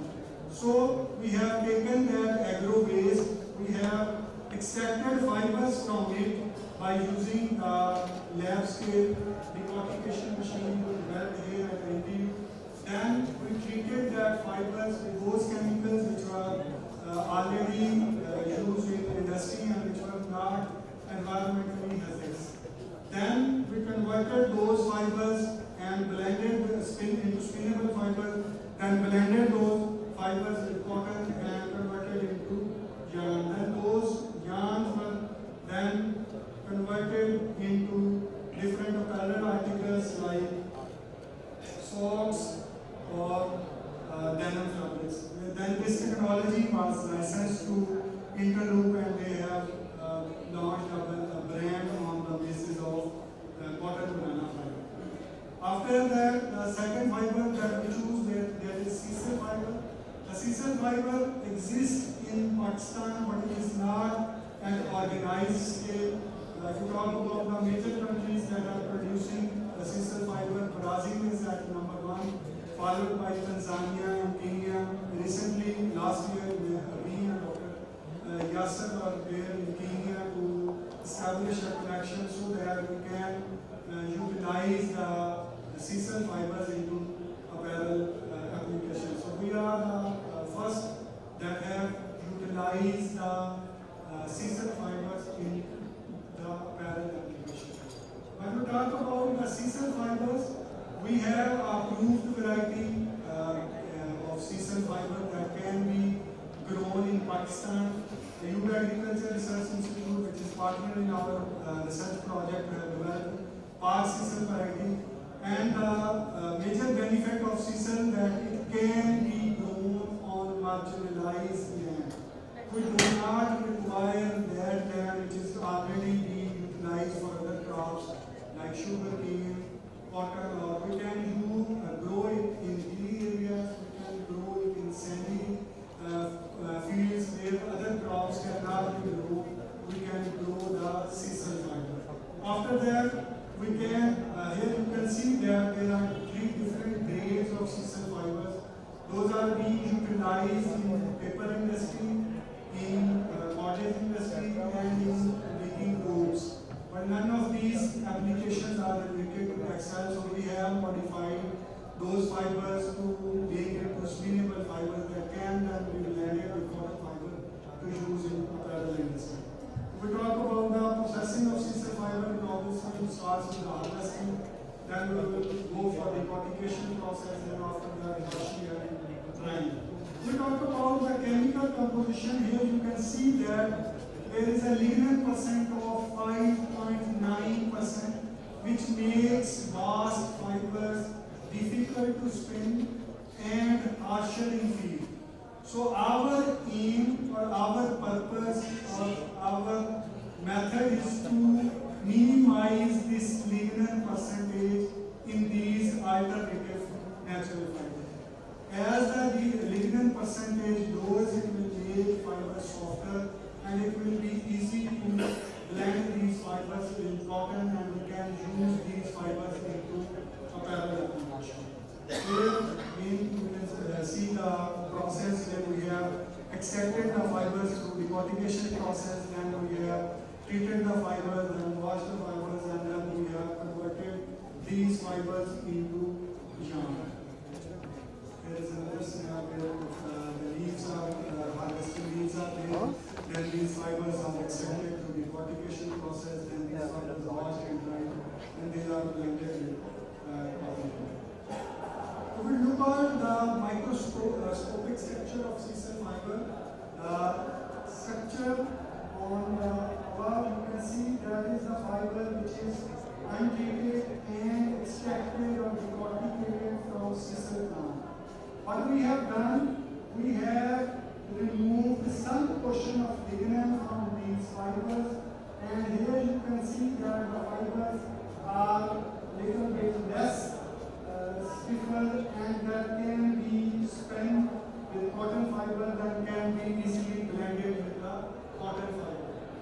Here, I will briefly discuss, show the properties of cotton, 100% cotton fiber, and 75-25 cotton sisal fibers. You can see that the properties are comparable with cotton fiber. Similarly, we have made denim fabric from it, and we have also made sisal cotton dye fabric. Another fiber that we utilized was flax fiber. Flax fiber basically the first fiber, natural fiber that was used in textile. There are 2 main purposes of flax fibers: flax fiber for fiber purpose and flax fiber for seed purpose. Normally, the flax plant grown in Pakistan is basically grown for seed purpose. We use it as a food, but the stem of these plants goes to waste. So we have utilized these plants which are being again burnt and extracted fibers from these waste stems and utilized in different textile applications. Then another fiber that we utilize was jute fiber. Jute fiber obviously it requires a lot of water for its cultivation, but it is basically if you go deep into its cultivation basically rain-fed crop, and it grows in those areas where rain is quite in abundance. And it is also market-oriented crop, and second to cotton in its production, and it can also, if you can modify these fibers, you can also utilize these fibers in textile applications, and we have successfully developed yarn and fabric from it. So if I can conclude that we can use these alternative natural fibers by choosing suitable techniques that can be cost effective, environmental friendly, and that can be used on the already existing setups for yarn manufacturing and for fabric manufacturing. It will reduce our dependence on man-made fibers. We can have sustainable textile fibers, and by the use of banana waste we can have value-added textiles from agro waste. Here we have dedicated alternative fiber research group having two PhDs who are working in this group, and we have several others who are working on these fibers, and we are also working on some other fibers that can be utilized in textile applications. We have also launched startup that is our alternative fiber solutions.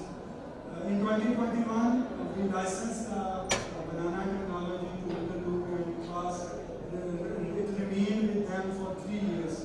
But after that, we thought that we should, any fibers that we have extracted or we have made scalable, we should utilize it for all the applications, and all of the textile industry should get benefit from this.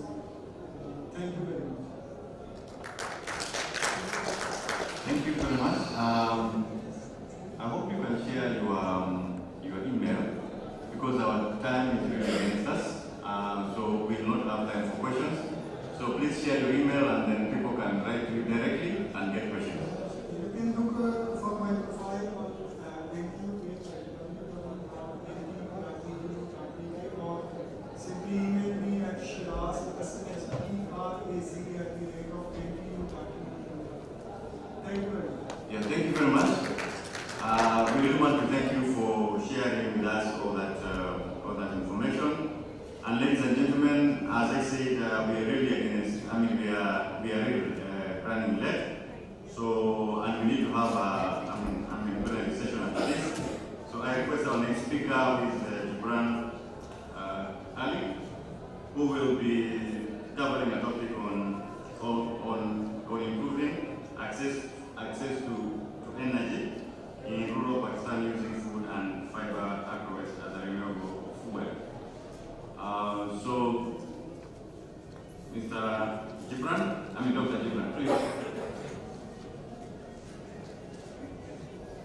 please continue. Let's try to save time.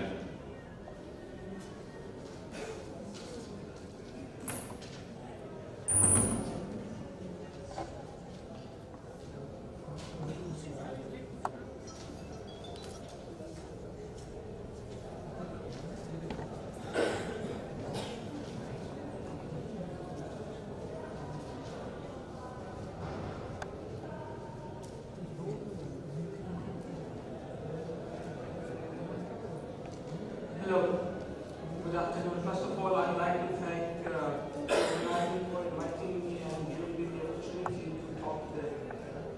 Today, I think you haven't heard enough of the banana fiber, so I'll be talking again about the banana fiber. So basically, recently we have been awarded funding by Innovate UK on this banana fiber project. And I will be talking about the rationale behind the project and what we are planning to do and the impact that we are planning to have as a result of this project. So, as we have all heard since morning, that after harvesting banana, we are left with banana stems, and those stems are basically cut out, and then they are left to dry, and then they are burned. creating environmental hazards, and also the waste goes to the landfill site, creating further environmental disasters. So, as you can see in this short video, that the banana stems, they are quite large, and we have to trim them down into smaller pieces, and these banana stems are basically fibrous structures from which we can actually extract the textile, the fibers which can be used to create different textiles. So this is the opportunity that we have by using banana stem to convert it into different textiles. So this is a short video which I'm pretty sure you have seen twice since this morning, and everybody is talking about this particular technology, in which NTU has licensed this technology to Interloop to create these fibers which can be used to create different clothing material. Now, one of the challenges that we have discovered as part of the research is that the majority of the bananas are grown in the interior part of the city. And we have all seen and witnessed that this country is suffering from power issues since the independence. Now, if we want to run the unit of converting banana fibers into textile, we need to run it on a diesel generator, which again is not environmentally friendly and it's not sustainable. So what we have thought is that there is another technology in which we can actually use the agro waste as the renewable fuel to generate electricity. So this is a very short video about this latest technology in which we can use food waste, fruit waste, all kinds of agro waste, including plants, and we convert this into different kinds of fuels, and also the leftover can be used as a fertilizer that enhances the production of our future plants and agriculture. Now, this technology of converting agro waste into electricity is licensed by a company based in the UK. Now, I have to stress on this very important phenomenon of bridging the gap between academia and industry. As we witnessed in the case of this banana fiber project, that NTU has licensed the technology to Interloop in order to generate further revenue and in order to expand what they have already built upon. So this is exactly our aim, to take this project a bit further and internationalize this project. So what we have done is we have approached a company based in the UK that have licensed this technology, and we have spoken with them to come up with an idea in which the waste generated by the banana fiber unit goes back into the electricity unit, generate electricity to power the banana fiber unit. Now, with this technology, we can not only produce electricity to power the unit to convert banana stem into fibers, we can also create enough electricity to power at least 50 homes in the locality. Now, I'm talking about just with one unit, and if we can expand this further, we can power the entire community with this technology, together with powering the unit from which we can convert banana stem into fibers. So I am leading this project from Innovate UK, and me and Dr. Shahid, we are based in Northumbria University in Newcastle. So Dr. Shahid's expertise in textile circular economy will come in handy in this particular project. And from National Textile University, we have got Dr. Yasin Nawab, who is expert in converting banana stem into textile fibers. And our industrial partner from United Kingdom is Dr. Mohammed Sagir. He runs a lab. He has a company called Eco Research Limited, who has this licensed technology of converting agro waste into electricity. So together, as a team, we have this project called as Safer, in which the idea is to create circularity in this highly successful banana fiber project. So the total worth of the project is around 350,000 pounds. If I translate this into PPR, it's that much, and I think that's 124 million. So this is a very, very successful bid that we have placed last year, and we will be starting the project in the next couple of weeks' time. So, again, as I mentioned, that we have the academia has licensed the technology of converting banana stem into the fiber, and then we've got the industry who has the technology of converting agro waste into electricity.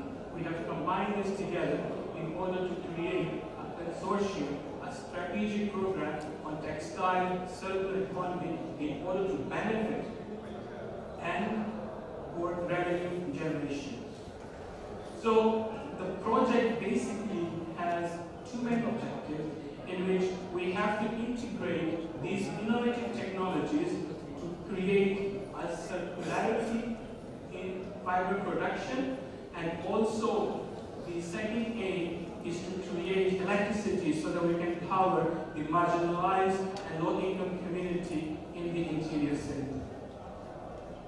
So this image looks quite complicated over here. So this basically is the textile fiber unit creating different textile, and this is the two-stage fiber gasifier unit, which is taking the waste from the banana fiber unit as the fuel and then making electricity to power different homes and also giving power to our fiber unit.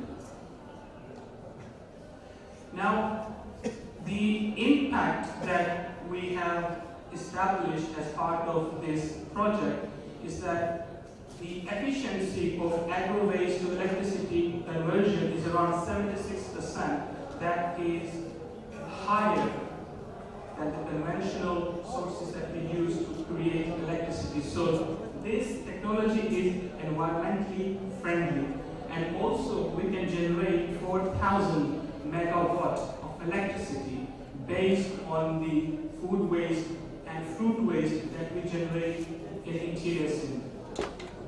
The technology is eco-friendly. It has very, very low carbon footprint because we are not generating any waste. We are taking the waste and we are using the waste to convert it into a usable product, and also at the same time we are helping to reduce the waste. And lastly, we will be helping in job creation as a result of this unit, competitive textile industry, because the cost for creating textile is lower compared to the conventional textile. And also, we are estimating that the fruit storage, so this unit can also be used to power cold storage units, which will be enabling us to enhance our food storage capabilities also. So that's a short introduction about this highly anticipated project that we have been talking this morning. So if anybody is interested in having collaboration with us, because we are actively looking for collaborators within industry and also within the university. So here are my details, and if you are interested, please come and talk to us, and we would be more than willing to collaborate with anybody. Thank you very much. Thank you very much, sir. You've really taken a very short time. I'm going to ask you there's just one question. Just one question, if there's any.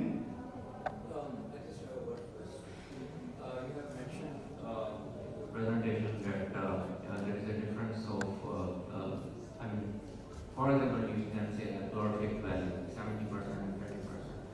So how the agriculture waste is being converted into the source of energy by 70% of its calorific value.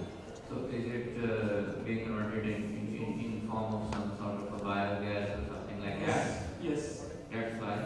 Yes, it's converting into biogas and also in methane, and those gases are used to run generators. And also, we don't have any waste because the leftover is quite rich in nitrogen, and we can use this as a fertilizer for different agricultural uses. In case of burning these trees and natural gases, the methane gas is so then you are doing some sort of methane gas electricity. Sorry? Methane gas electricity. Yes, indeed, because as I mentioned, methane and biogas will be generated, which will be used. Of course, we have to capture that, and that gas will be used to power different generators. Thank you very much. I encourage interaction, maybe after this or even tomorrow. Yeah, so please feel free to be able to talk to other people after the meeting. Thank you. Let's give applause to our speaker. And allow me to move a little bit fast and request that Dr. Saeed Zamir Hassan to come and present his presentation on empowering communities, which is the area of transforming Pakistan wool into high-value textile through research. Welcome, sir.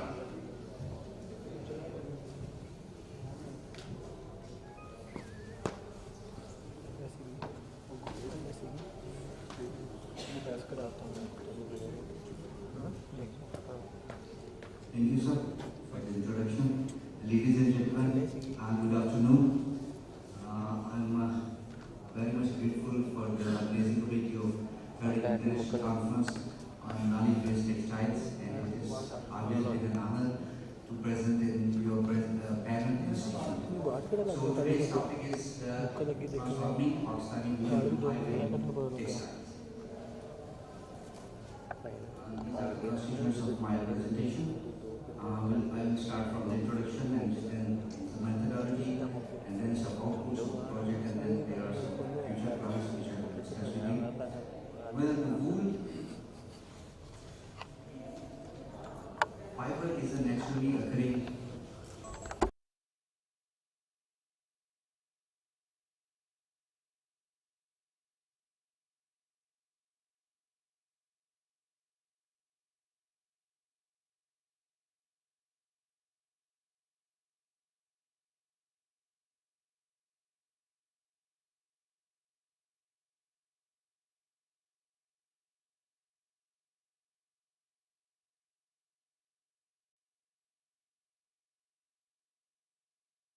Pakistan is ranked as 10th largest sheep producing country.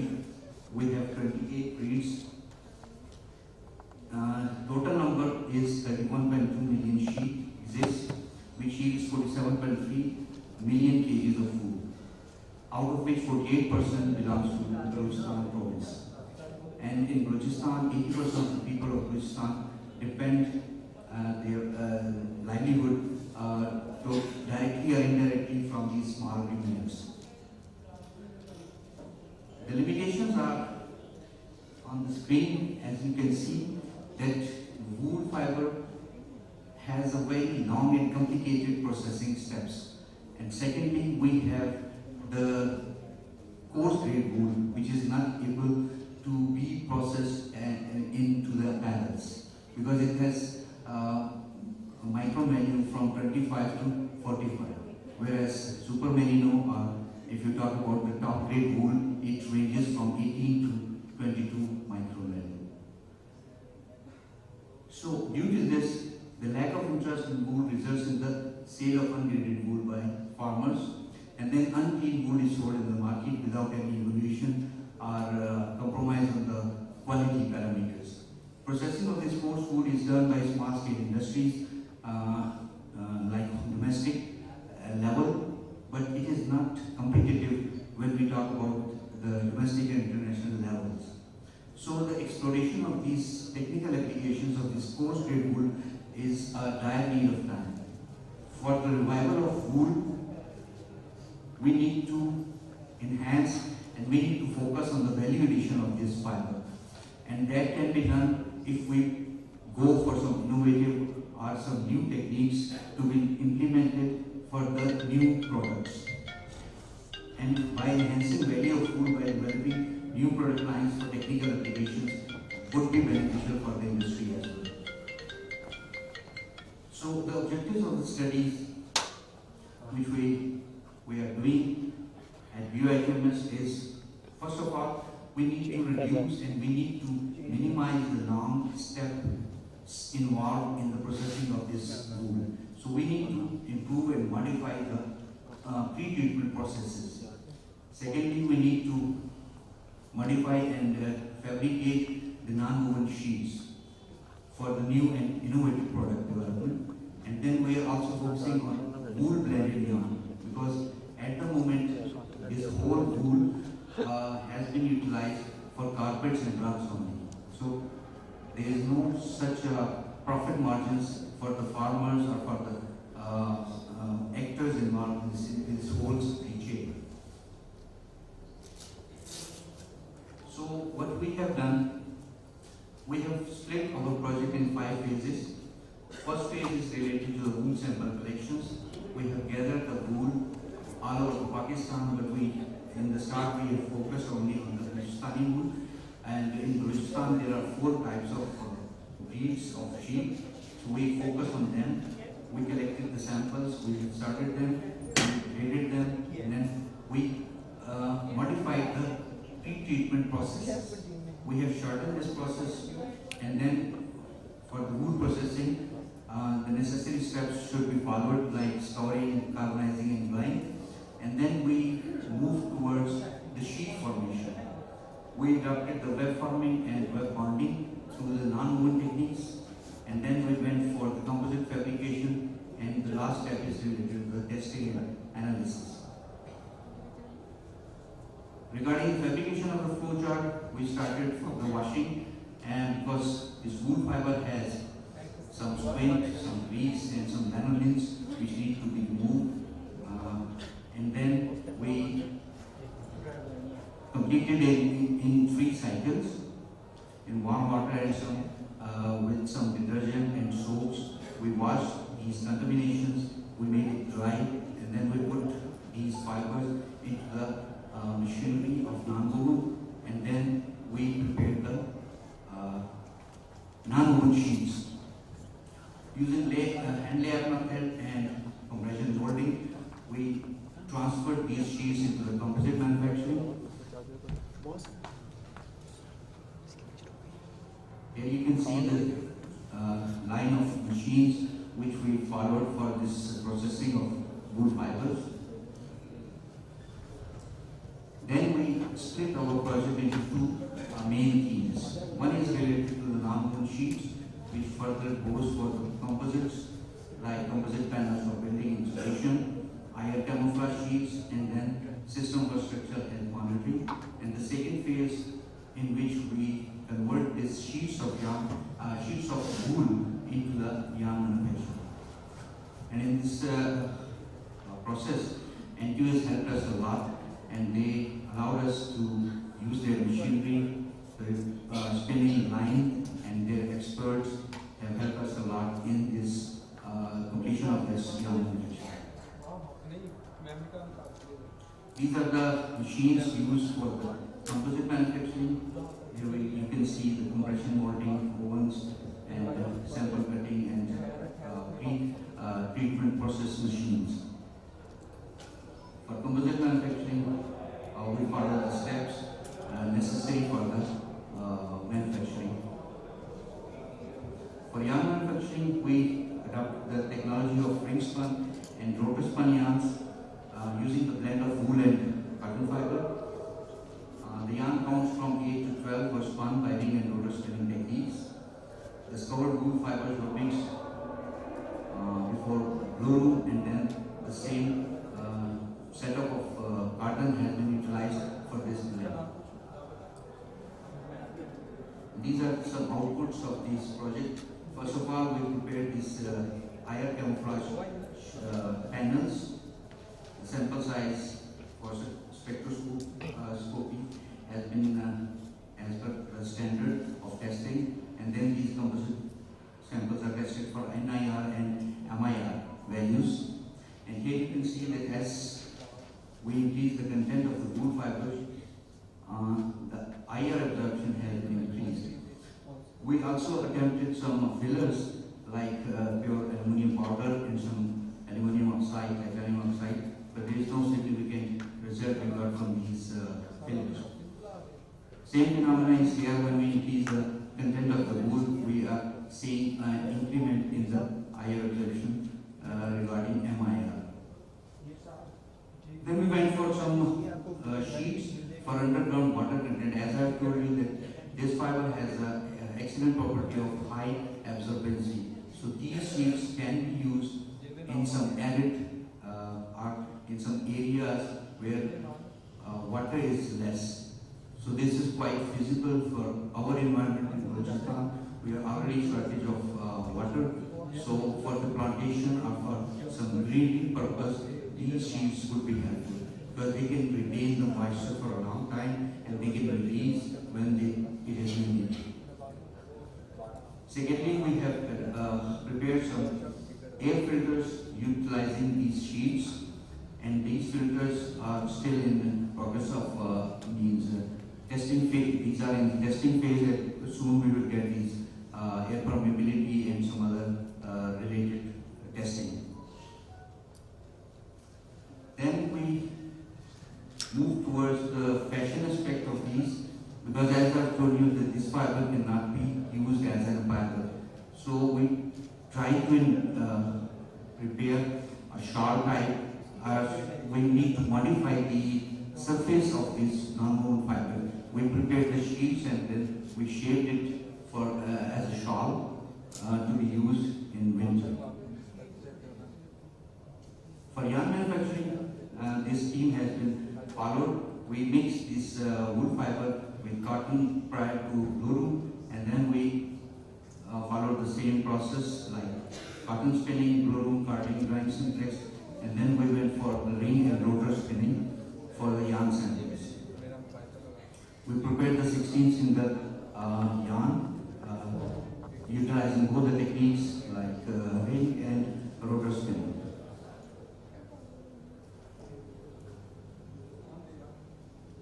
For future, we are going for the commercialization of these products for the revenue generation. We are at this finalization of at least 2 patents. We are also going for the provision of training and guidelines for the locals dealing with the wool. And also this exploration of technical application of this coarse-grade wool. We are focusing on the other application areas as well. These are the potential areas where this fiber can be utilized, like flip retardant claddings, filter materials, extreme weather protection buildings, scarf filters, home furnishing, and automotive textiles. This is our research team at UITMS, with whom we are dealing with these all areas. Thank you very much. We are very much grateful to Dr. Hassan for sharing that information with us about wool. And because of lack of time, I believe you can share your contact with the participants. And anybody who may want to connect with you will be more than glad to get in touch with you. Thank you, sir. Our last speaker will be Dr. Mohammed Midan. Dr. Mohammed Midan will be sharing with us about a new type of fiber, dead palm fiber. He's a newcomer to the textile industry. Welcome, sir.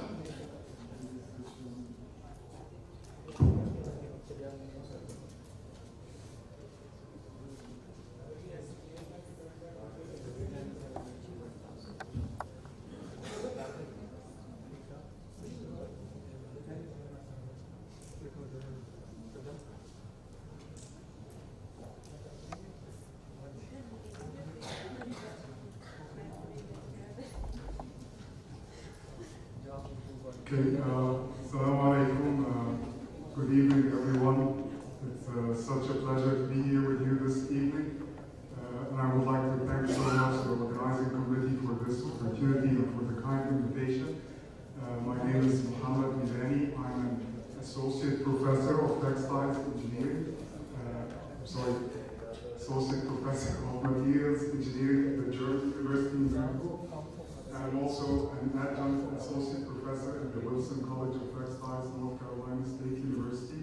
and the CEO of the Horizon Research and Innovation Center.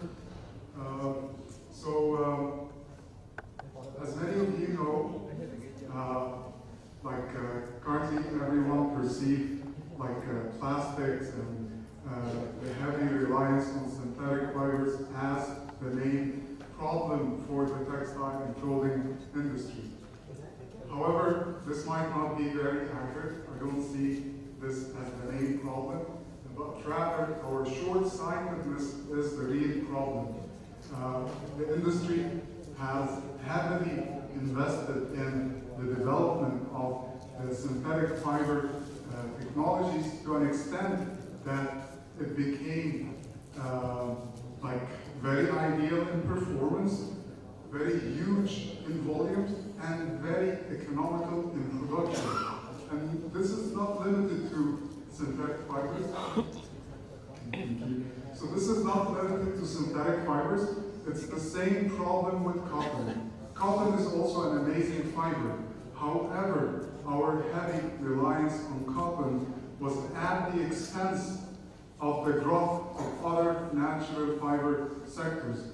And at this point, it's not practical to increase the cultivation of other natural fiber crops because it would be competing with food production. There's very limited land, otherwise we'll be competing with food production or cutting forests. So this is why, according to experts,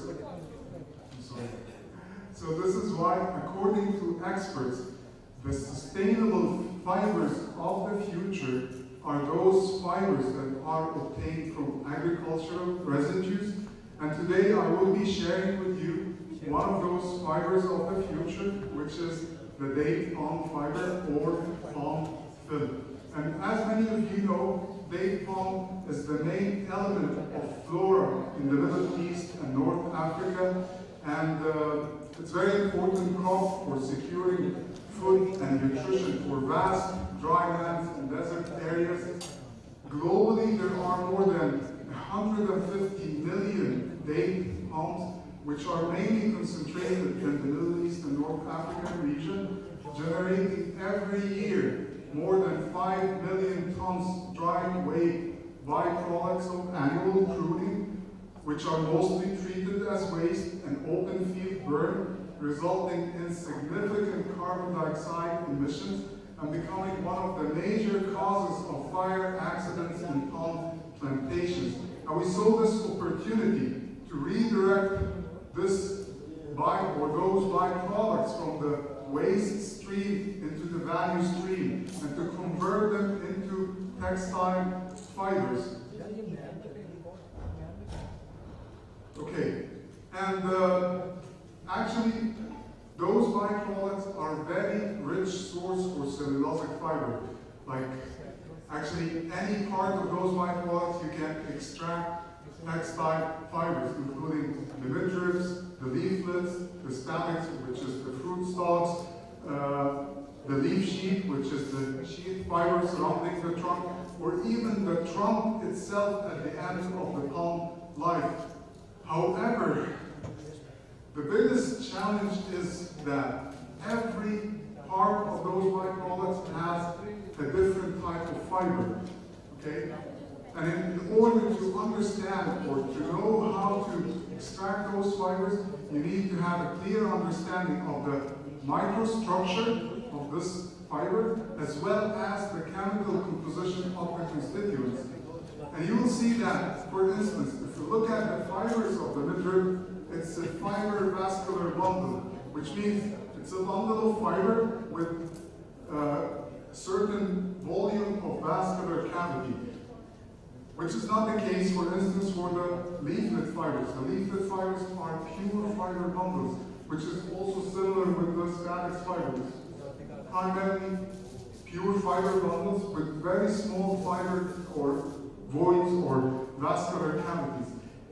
And this significantly affects the extraction process. Also, if we look at the sheath fiber, it's a completely different structure. It's more of a cellular structure, and The main problem with the sheath fiber, and it's not a problem, it depends on how you look at it, but the cell wall thickness is very thin. So the fibrils within the sheath fiber, you'll find that they have very thin cell walls.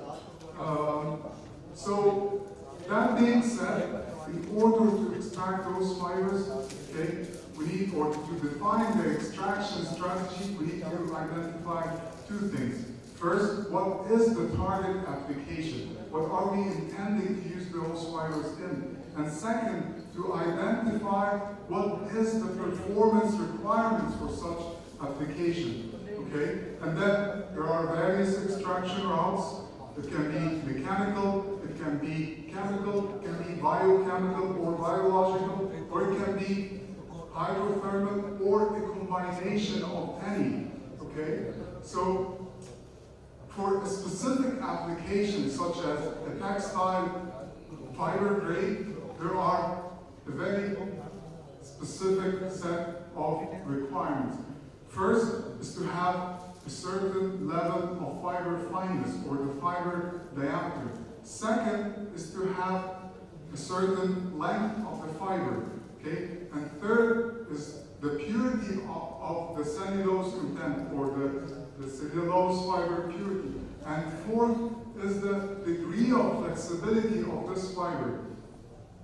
And this will lead us to the most important result, which is it in this, if we match this criteria, would it be processable under or using normal textile processing technologies? And this is often the major challenge or the major test that many of the new vegetable fibers fail with. Is this fiber spinnable? Can you convert this fiber from fibers into yarns? So this is a major challenge. So when we look at most of the vegetable fibers, so what we see, it's not a single fiber. We call it a fiber bundle. So our approach is often two steps. So the first step is, okay, so let's extract fibers or fiber bundles from the biomass. And the second step is, let's do a degumming step. So the extraction, the main objective of the extraction is to remove the intra-bundle gum. So the gum or the glue that holds those bundles together. And for the degumming, the major outcome is to remove the inter-bundle gum. So the gum that holds those elemental fibrils together inside the bundle. And if you see here, this is not a single fiber. It's a bundle that is being split open into elemental fibrils. And this is actually the main purpose. If you want to achieve a textile grade, you cannot deal with fiber bundles. You have to achieve or split open those bundles into elemental fibrils. And as you can see here, so on the left side, so you can see we have bundles with like a diameter in the range of 50 to 60 microns, and after degumming, they can reach down to, so those elemental fibrils can reach down to 15 or 20 microns. And the reason why we're aiming at this fiber diameter is because it's called the cottonization step. So we want to make this fiber similar or compatible with cotton system. So when you blend it with cotton, you can easily process it on a cotton processing line. And you can see here how it looks like the date palm fiber after extraction. So it's more of a coarse fiber. It can range from 60 micron up to 150 micron. And after degumming, it becomes refined. It's more of a cottony-like fiber. And further, after bleaching, you can even further remove any residual impurities, any residual pigments. And this is based on a proprietary patent technology for our company, okay? And as I said, like spinning is usually the biggest challenge and the true test for any new vegetable fiber. And we have conducted several lab-stage spinning trials increasing the fiber percentage blend from up to 40% date palm and 60% cotton. Okay, and we also conducted some industrial scale trials.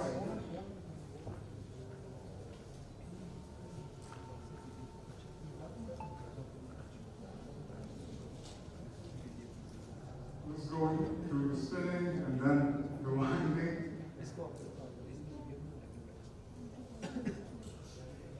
And as you know, if you have a yarn, you can do anything after work. You can weave it, you can knit it, you can do anything. So the important question here is, why should we even care? What's so special about this date palm fiber? So I would say that it has a unique set of features and benefits. First and foremost, it's a sustainable fiber. It's obtained from renewable biosourced raw material that is 100% biodegradable. It doesn't compete with food production. It doesn't cause deforestation, and it also has a neutral carbon footprint. And I can tell you why it has a neutral carbon footprint. Also, it's an abundant resource. As I've explained, there are huge quantities of date palms in countries like Saudi Arabia, the United Arab Emirates, Iraq, Iran, Egypt, Algeria, and surprisingly, Pakistan ranks 4 in terms of the area cultivated with date palms. It has more than 100,000 hectares of cultivated area with date palms. And it's an economical fiber. After all, it's a byproduct agricultural residue with zero price in the field. It doesn't require any additional investment in water, fertilizer, or land.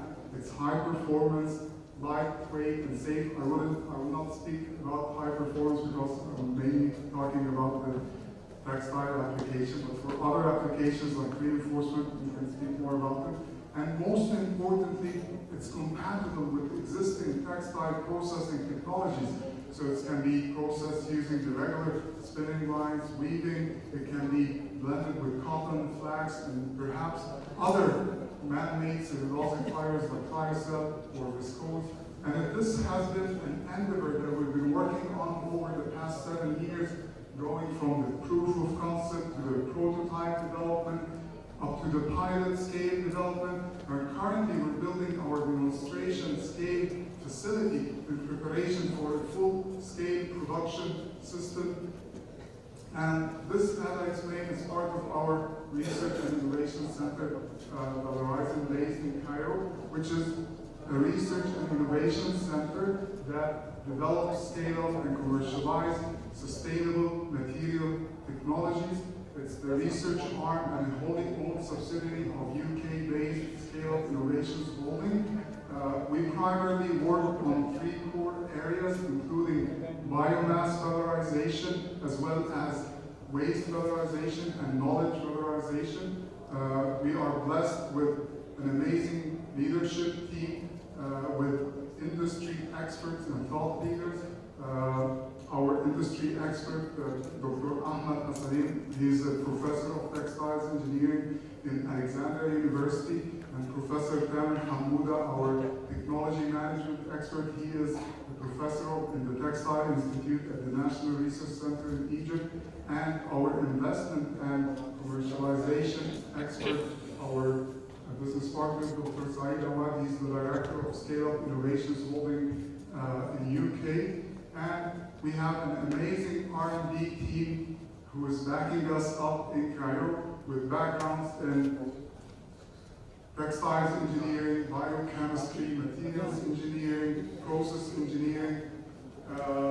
And the main purpose or objectives and goals of generally with all our projects, and specifically with Palm Film Project, is to develop and commercialize sustainable technologies and to create value from underutilized resources and to increase the biodiversity of natural resources and natural fibers and to provide the industry with sustainable alternative raw materials and to build regional circular bioeconomies, and finally to preserve the culture and local and the technical heritage of the local communities. I know many of you might think that, why are you bothering yourself with date bomb? It's part of the past. However, we see it as the future. It's a resource that has very high tolerance to climate change. It can tolerate desertification, and it can tolerate water scarcity. And probably it's a resource that will be there when the world runs out of oil, when the world runs out of climate-sensitive crops. So with that, I would like to conclude. I would like to thank you so much for your attention. I'll be happy to answer any of your questions if we have time. Yeah, thank you very much. We really want to thank you, sir. Unfortunately, time is so much against us. I believe the email is there for any further information. You can visit our company website, horizon.com, or our palmvillage.com. Thank you so much.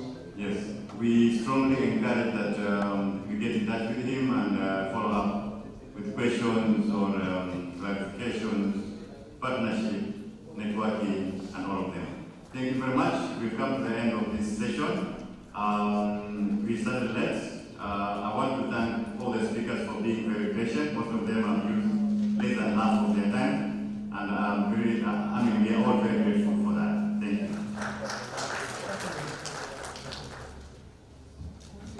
Now, we would like to request our session chair, Professor Joseph Igarwa, to please come forward for the distribution of certificates to our speakers. Firstly, I would like to call Dr. Shiraz Ahmed from National Textile University.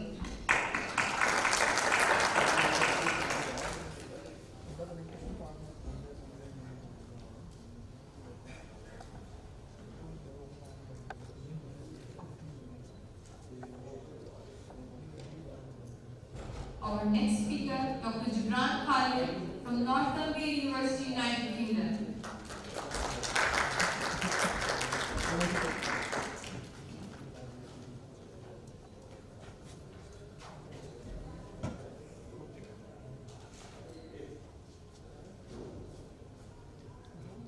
Dr. Sayyid Zanirul Hassan from Bhutan.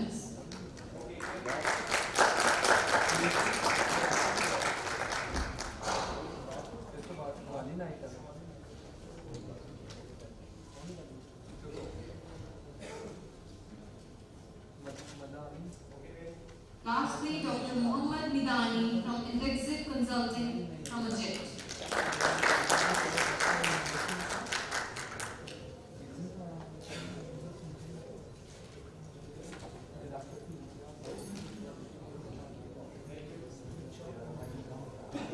I would like to request the presence of Dr. Rita Shroff, so please come on the stage to present the certificate for respective session chair.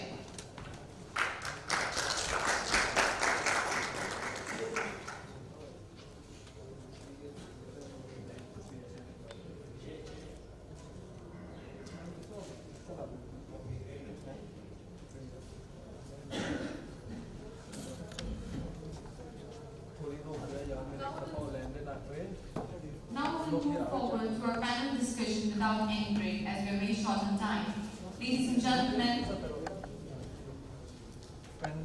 it's time for our last panel discussion of this evening on the topic, Charting the Path, Advancing Pakistan's Textile Industry through Circular Practices.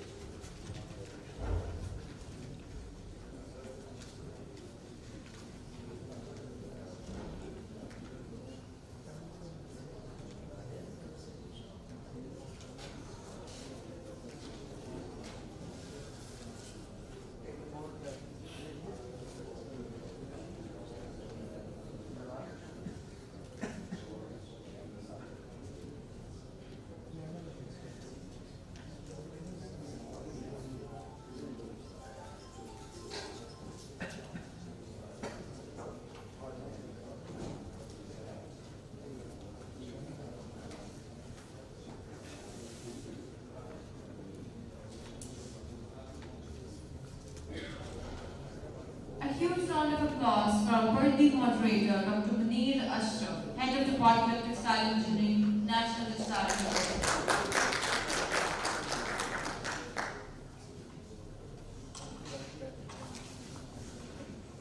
And our panelist will be Mr. Saqib Suhail from Artistic Millennium, Mr. Sher Ali from Eastern Textile Mills,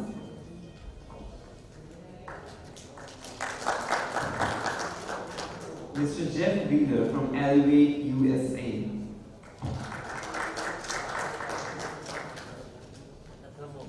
Dr. Shahzad Ahmad, Director Ahmad Weaving,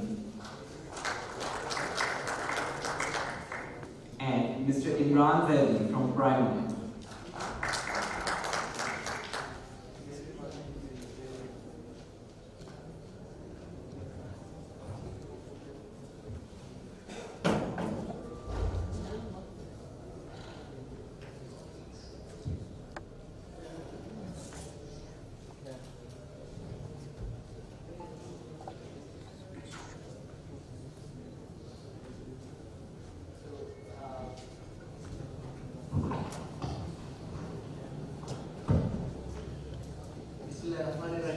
Ladies and gentlemen, a very good evening.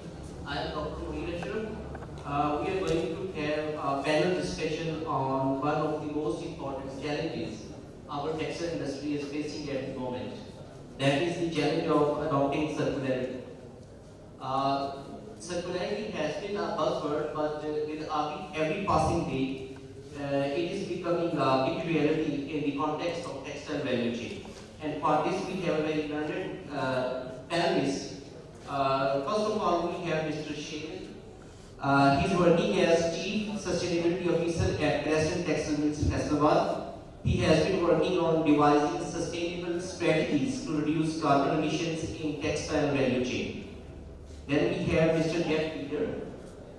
He is Director of Elevate's Global Trade Protocol Project, funded by US Department of Labor's Bureau of International Labor Affairs. He has been working on transparency, traceability of different supply chains. Then we have Mr. Imran Zaidi. He is Product Sustainability Sourcing Manager from Primark. He is responsible for fiber, yarn, and fabric for whatever sold at Primark under the name of Primark Caves. Then we have Mr. Saqib Suhail. He has been working in the textile and education industry for more than 15 years. Currently, he is working at Artistic Millennium with a focus on sustainable cotton projects and community programs. Last but not least is our representative from All Pakistan Bedsheets and Upholstery Manufacturer Association, Mr. Shahzad Ahmad. He is Director of Ahmad Weaving Limited, Faisalabad. So let's begin with the very first question from Mr. Sher. Sir, could you please, before going into the adopting sustainability and textile value chain, I would like to know the regulations internationally and nationally, which are the biggest drivers to adopt circularity in textile value chain. What do you know, and what are the new developments in the international market, particularly in US and European Union, because these are the biggest markets of textile products, maximum textile products?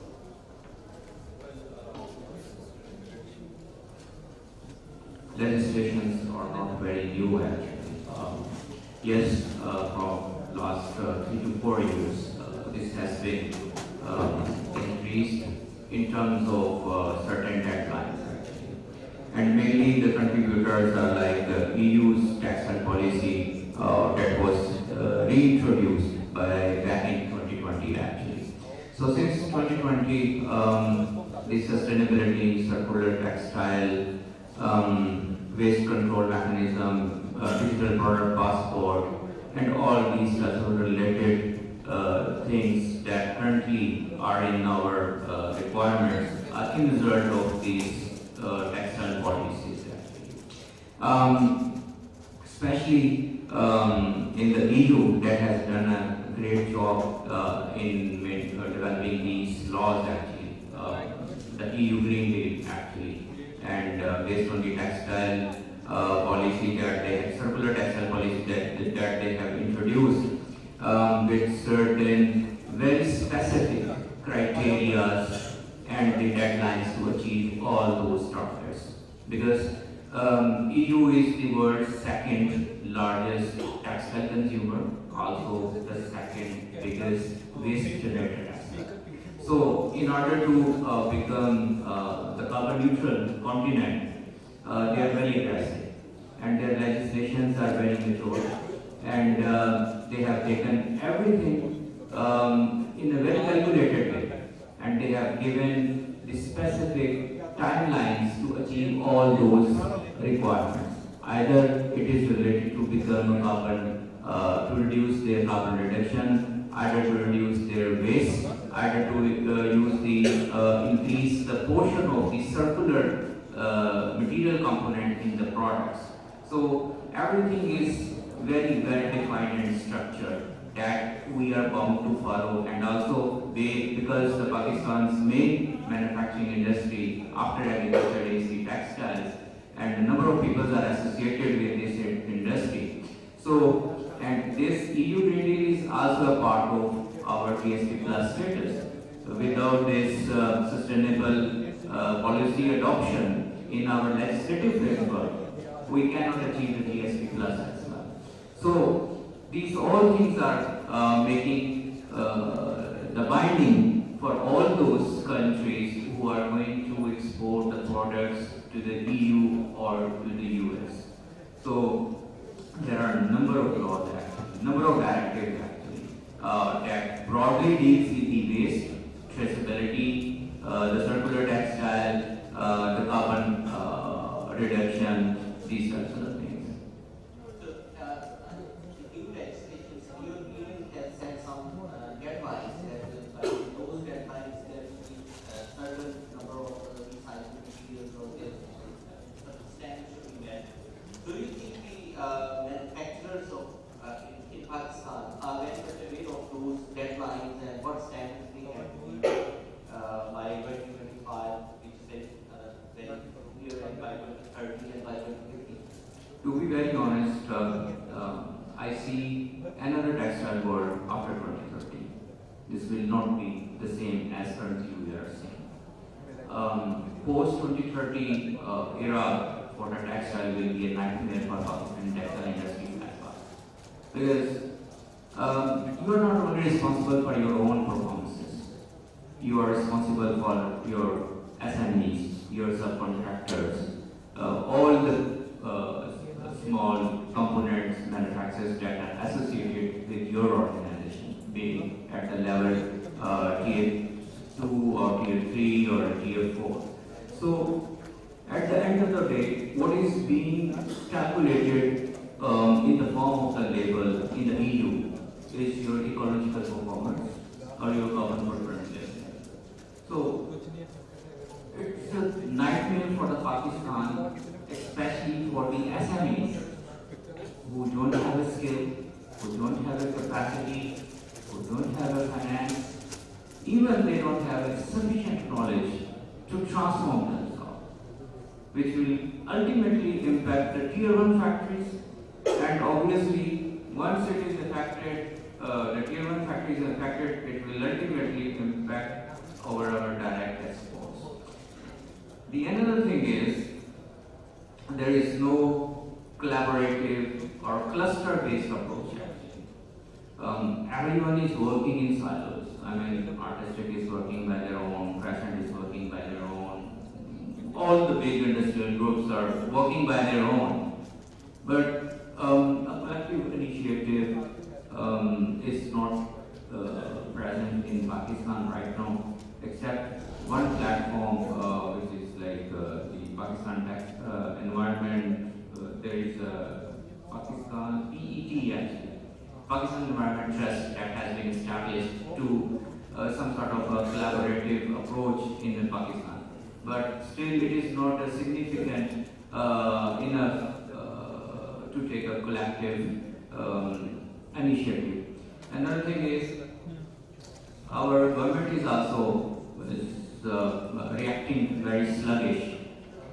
If there is some law is passed, the implementation is not there. This is a dilemma actually. And we are not getting this point that the time is just over our head. 2030 is not so far. Water-related initiatives, carbon footprint-related initiatives, sustainable material portion increasing related initiatives are very, very critical to sustain the business with Europe. And it is not for Pakistan actually. They have set the criteria for whole globe. And ultimately what will happen? It will increase the cost of production for Pakistan as well, which is already struggling from the different utilities prices, and ultimately it is going to be a price war. And what I am expecting is actually you will not be able to remain more cost competitive anymore after 2030 or like after a couple of years. And the another thing is, if you see the global the directive that a couple of weeks back that has been passed by the EU, the waste directive actually, where they have asked their member states to reduce their consumptions in textile 20% to 30% by 2030. What it means? It means there will be 30%, 20% to 50% less orders for the world. The Pakistan, who is already suffering from the deficiency of these textile orders because of the high performance of the Bangladesh or India, Cambodia or those Far East states, but this will also create a great challenge. And if you study their reports and their legislative, they are going to support nearshoring just to reduce the carbon footprint impact. Thank you very much. So, Mr. Leader, as Mr. Shiri mentioned that we cannot adopt circularity or sustainability in isolation or in silo. So it's a complete value chain. We should be sustainable and circular. What do you think about the current status of textile value chain and its transparency? Thank you very much. It's a pleasure to be here, and my great appreciation for the National Textile University, which has played a very important role with our project, which is the Global Trace Protocol focuses on reducing child labor and forced labor in global supply chains through traceability. And I should have mentioned that Elevate has become part of LRQA. So now we're referred to as LRQA with Elevate as being part of it. So this idea of transparency and also the relationship between traceability and circularity are a few key points. One is accountability throughout the entire supply chain, which is very difficult. We're looking at the farm, the generator, the spinner, all the way to the brand, to the consumer. And so that's one challenge. Accountability and circularity, and accountability through traceability. Another is the process of continuous improvement in circularity and traceability, which is we need a system to be able to collect the data, to review the data, and to engage in continuous improvement. And we've run the first pilot in Pakistan, and we're going to do it again. We had some great successes, but we also identified some limitations and some problems. And the third point I think you touched on, which is connectivity or interoperability. A lot of the brands that we talk to, LRQA has brand clients all around the world, is the systems are complicated, they're expensive, and they're not connected. So like with circularity, you have many different things that are going on within that cycle. And traceability as well. The idea is how do we make our tools user-friendly, accurate, cost-effective, and then connected. And then we have these systems that we don't want them to be siloed and separate and complicated and conflicting. We want to figure out how to make them more seamless. So this idea within circularity and traceability, make it simple, make it effective, and make it connected.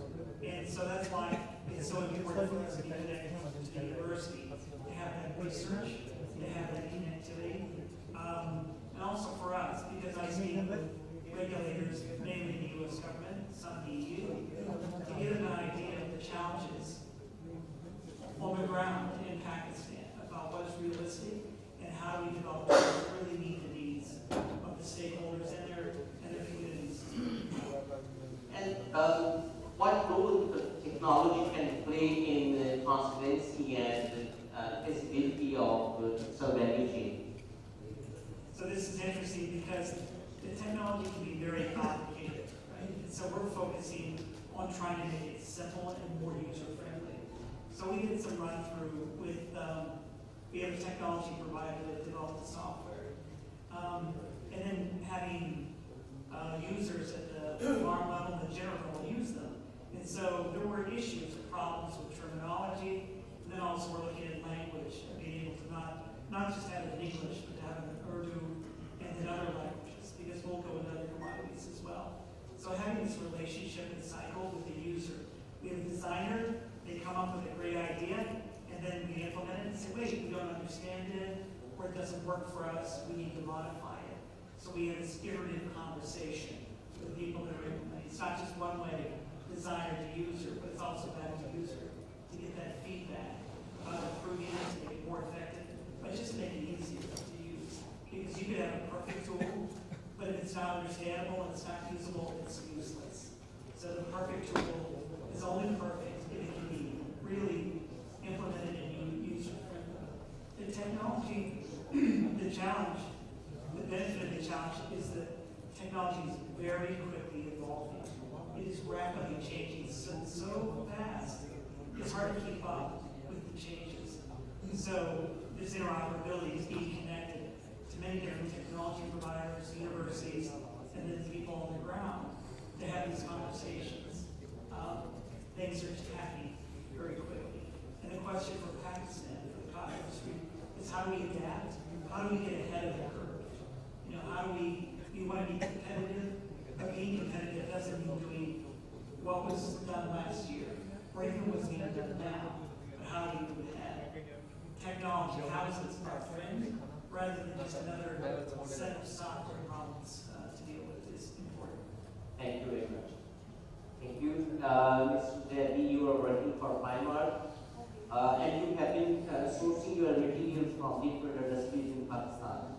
So my question is, do you think the Pakistan industry, the infrastructure in Pakistan textile industry is good to adopt these circular practices and circular the concept of circularity in textile to manufacture circular products, more sustainable products? Thank you so much. I take it up from where Mr. Sherry left. To be honest with you guys, we do not have any infrastructure at the moment.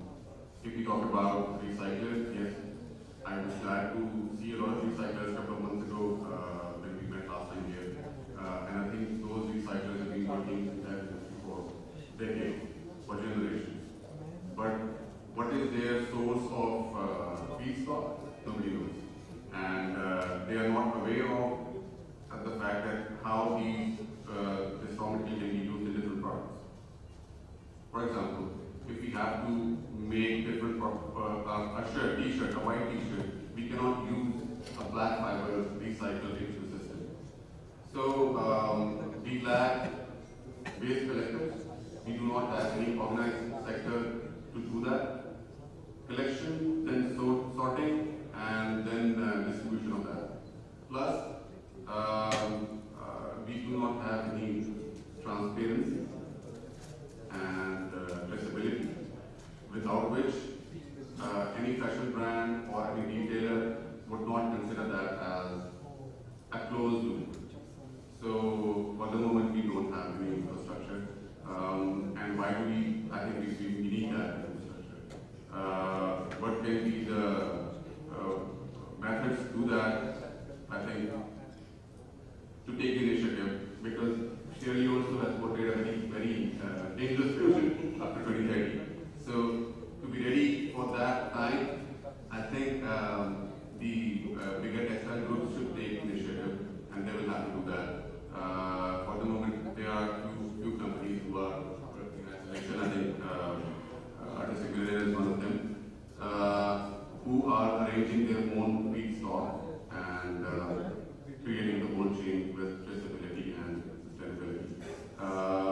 then buyback in program can also be one of the options. We at Primark, we are encouraging that program. I can give you an example of one of our suppliers from doll industry. They have multiple customers also. So institutional customers like hospitals and hotels. Those customers send their used products back to this factory. They recycle it and use it for the same customer with the GRS certificate. So this is only one example. So we need to have thousands of these examples to overcome this challenge. Thank you. One more question, because you mentioned that we need more infrastructure, so we need more money, more capital to develop the infrastructure. Are the brands ready to pay little more for circular products? Okay, you see, the responsibility lies on the buyers, the retailers and the brands.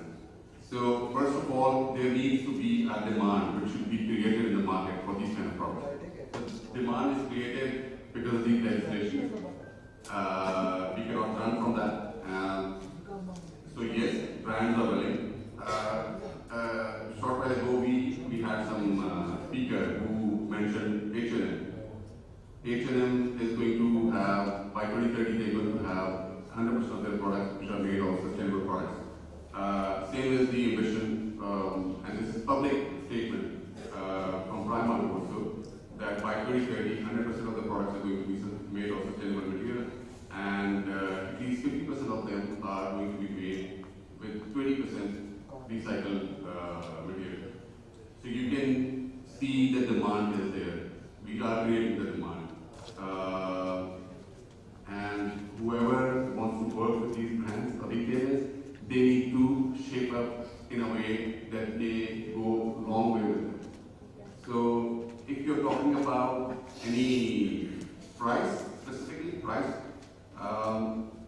for a retailer, for example, Primark, we are selling, I can give you an example.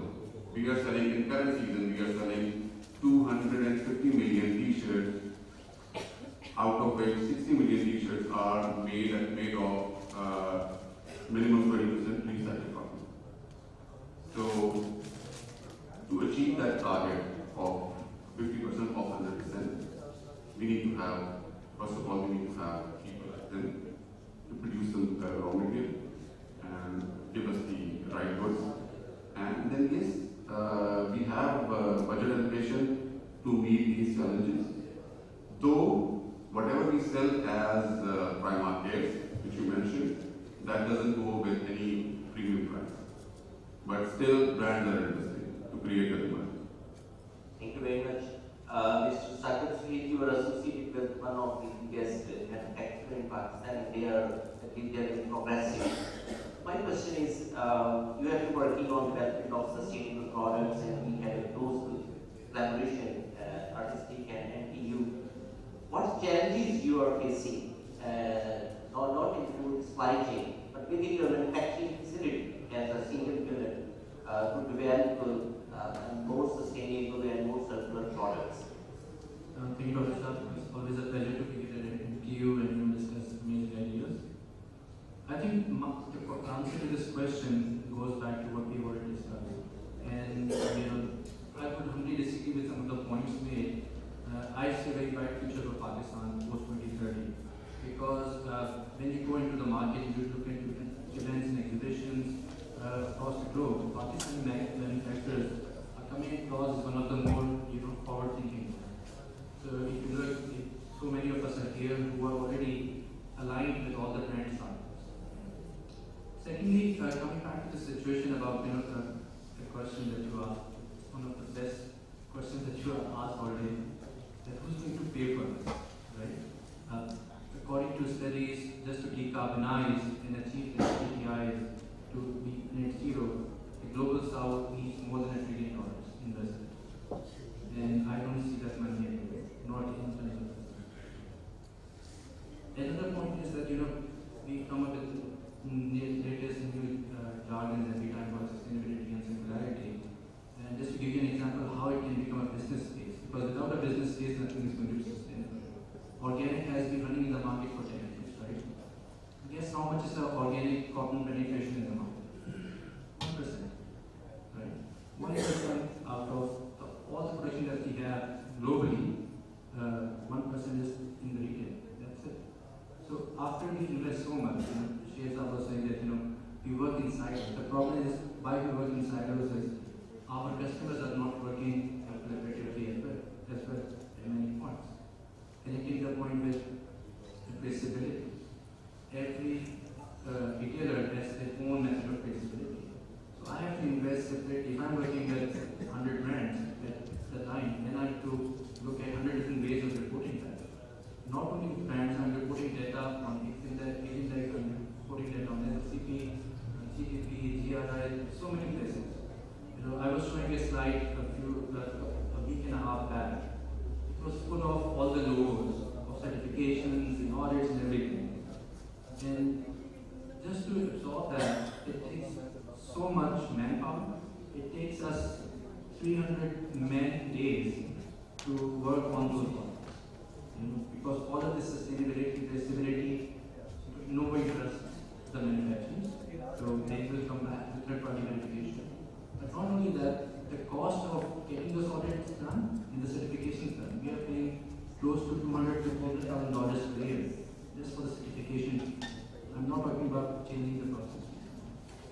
Then running the projects like organic, regenerative, and everything, it has a big cost.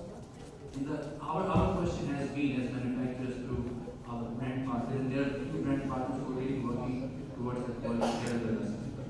And I think Primark is one of them, the Private Partner Program.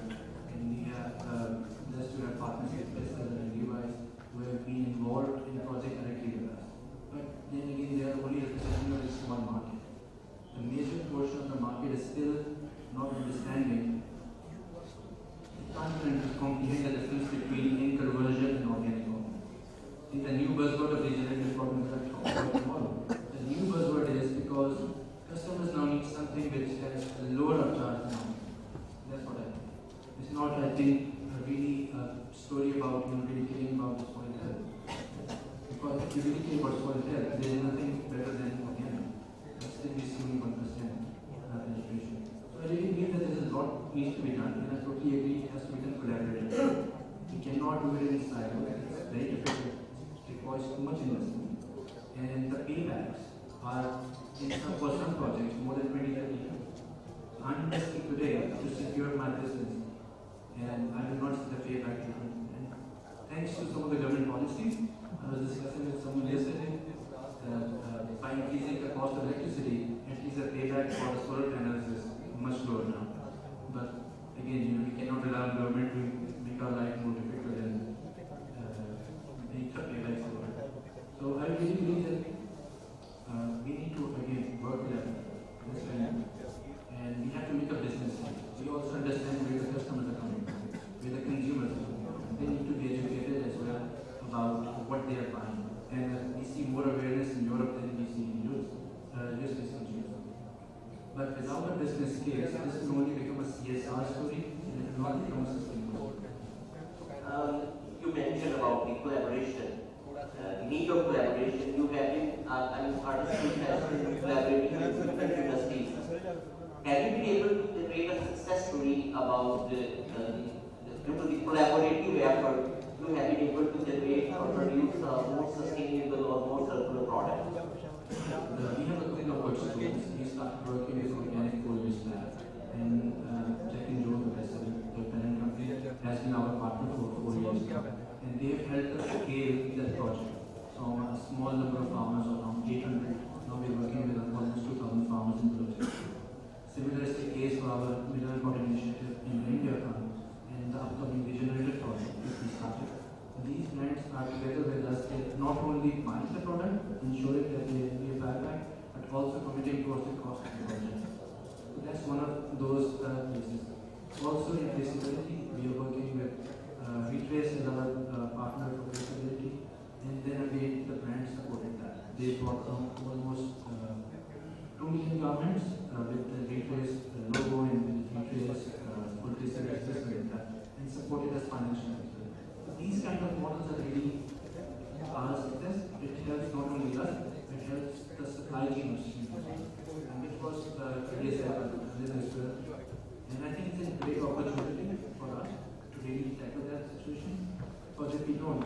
just said that we need support from the customers.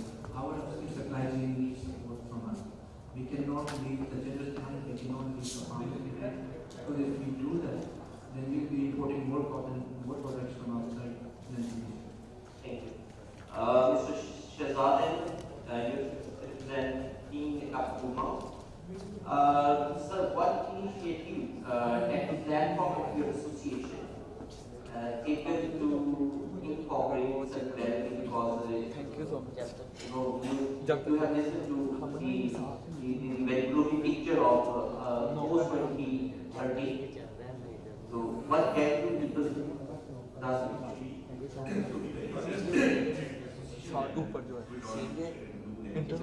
But collectively, myself, I have been regenerated, recycled polyester and cotton and food.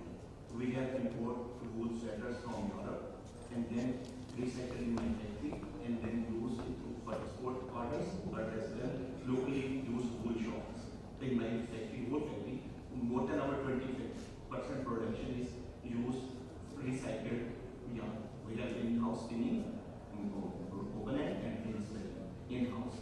But if we want SME sector, usually do not use, don't know the exact knowledge of circularity and which will be done on 2030. Mostly members do not know what happened in 2030 because the government informed National Compliance Center 1.5 years before, but they don't do anything. Mostly members do not know circularity. Collectively, just like me, many people working on recycled materials, they have setups, they have recycled, and then they have made wonderful product, but they don't have traceability. They have only lack of traceability, not the lack of recycling. And mostly our members don't have that processing, so they don't need water treatment plants. Mostly people have renewable energy, they have solar panels, but on the night shift we depend on water. So it's the issue. Do you people have any plan to at least organize some seminars at the platform of your association to disseminate the information? So definitely we will do something with the collaboration of National Textile University to aware our members. But in my case, I am certified in GRS and RCS. I have traceability, but not at that level which kept by artistic or recent. But we have do at our level best. But we have to make the way that our products not be much expensive in shelter of recycling. We have to make it competitive. And that's the way that we will achieve that goals. If we say that brands will pay extra money, then they will know nobody will pay you extra money. You have to be competitive and be selective and find the right path which will definitely help you. Okay, thank you very much. So before taking questions from audience, I would like to ask one quick question from Mr. Wheeler. I guess you are working on some pilot project on supply chain. To what extent our manufacturers in Pakistan are receptive to your idea of traceability and transparency in textile value chain?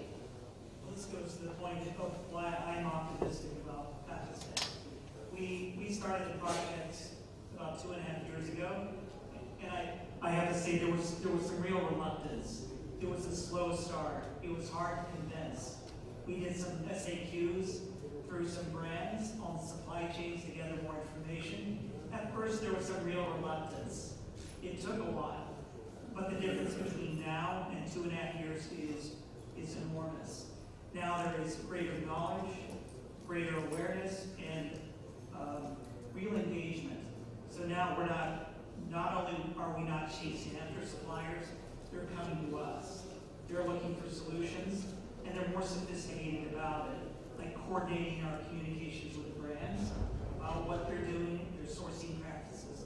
And so there's a greater awareness of why improvements need to be made, and a more genuine commitment to do so. And then also to share information. to speak frankly about what the problems are, what the hopes are, what the challenges are, and then how we can collaborate to Thank you very much. So we can take 2 questions. Yes, please. Mike.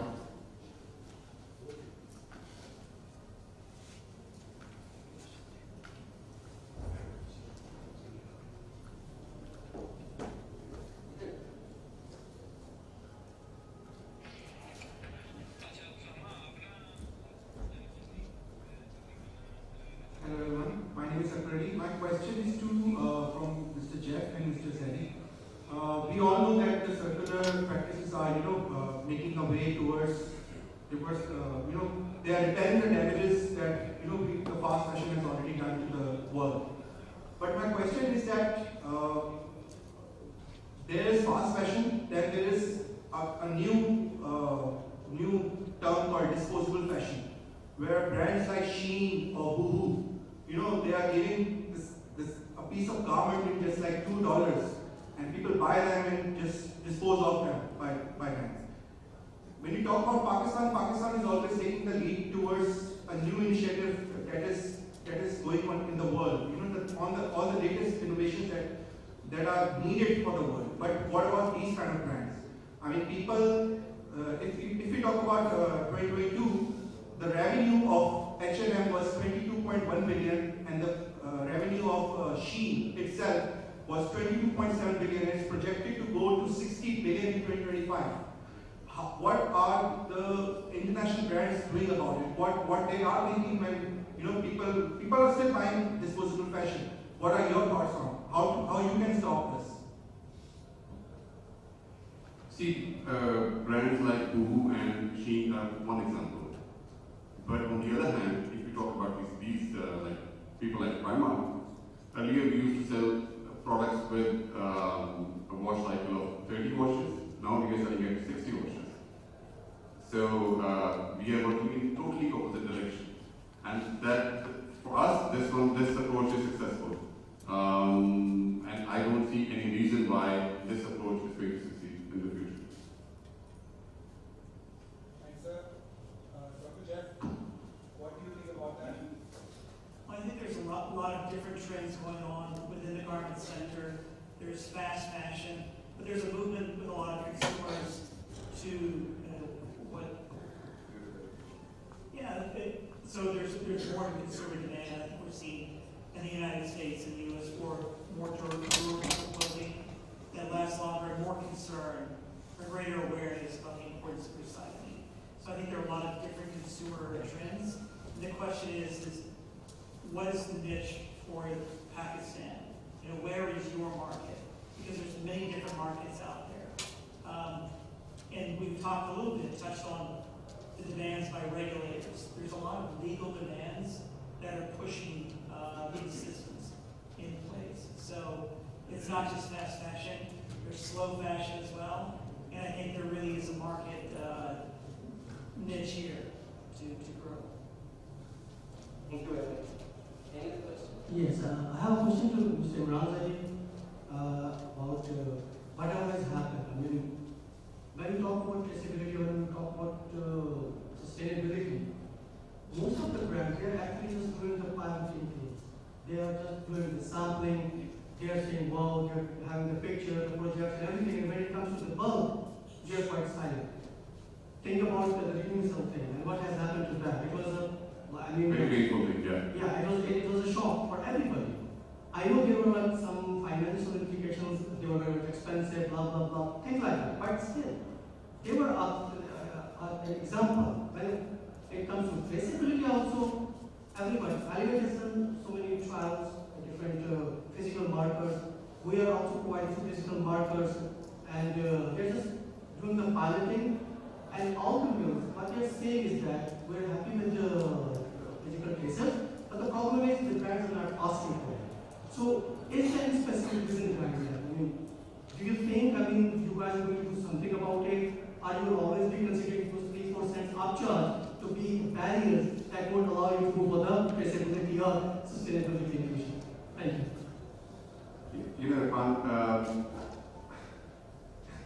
It always comes back to the 3 cents said surcharges.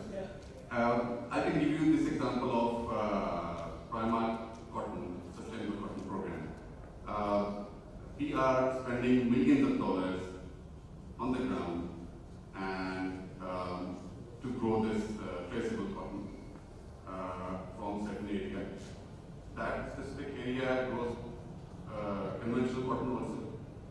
So the price will be the same for both because we are investing. But still, when we go back and try to buy that cotton, there's an upcharge. That upcharge, which is taken by not by the farmers, doesn't a cent go to the farmers. It is taken by the ginner, spinner, weaver, and the garment manufacturer. So cost is a main factor. You see, brands and retailers are willing to spend, but there has to be some accountability for that also. If the brands are paying for that cotton which they have already paid for, they are willing to pay for traceability also, because traceability is one of the biggest challenges. And I'm sure blockchain is not the only solution at the moment. So I agree with you, but I do not have the solution at the moment. I'll touch on that briefly too. So the tool that we're developing is free. That's one of the requirements by the U.S. Department of Labor. So the tool is going to be publicly available and downloadable. It will be available for partners in that website, and then we're going to post it on the AI website. So the tool itself will be free. We don't collect the data, the tool will be used to collect the data. But the speed of interoperability, some parts of it are expensive. Like if you want to do isotope DNA marker, that's more difficult, it's more expensive. And so we're trying to grapple with the problem of how do you make that more focused and more cost effective.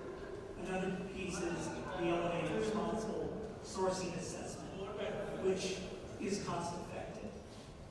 And there are other tools here, some that are very cheap, but some that are more expensive and more of a challenge.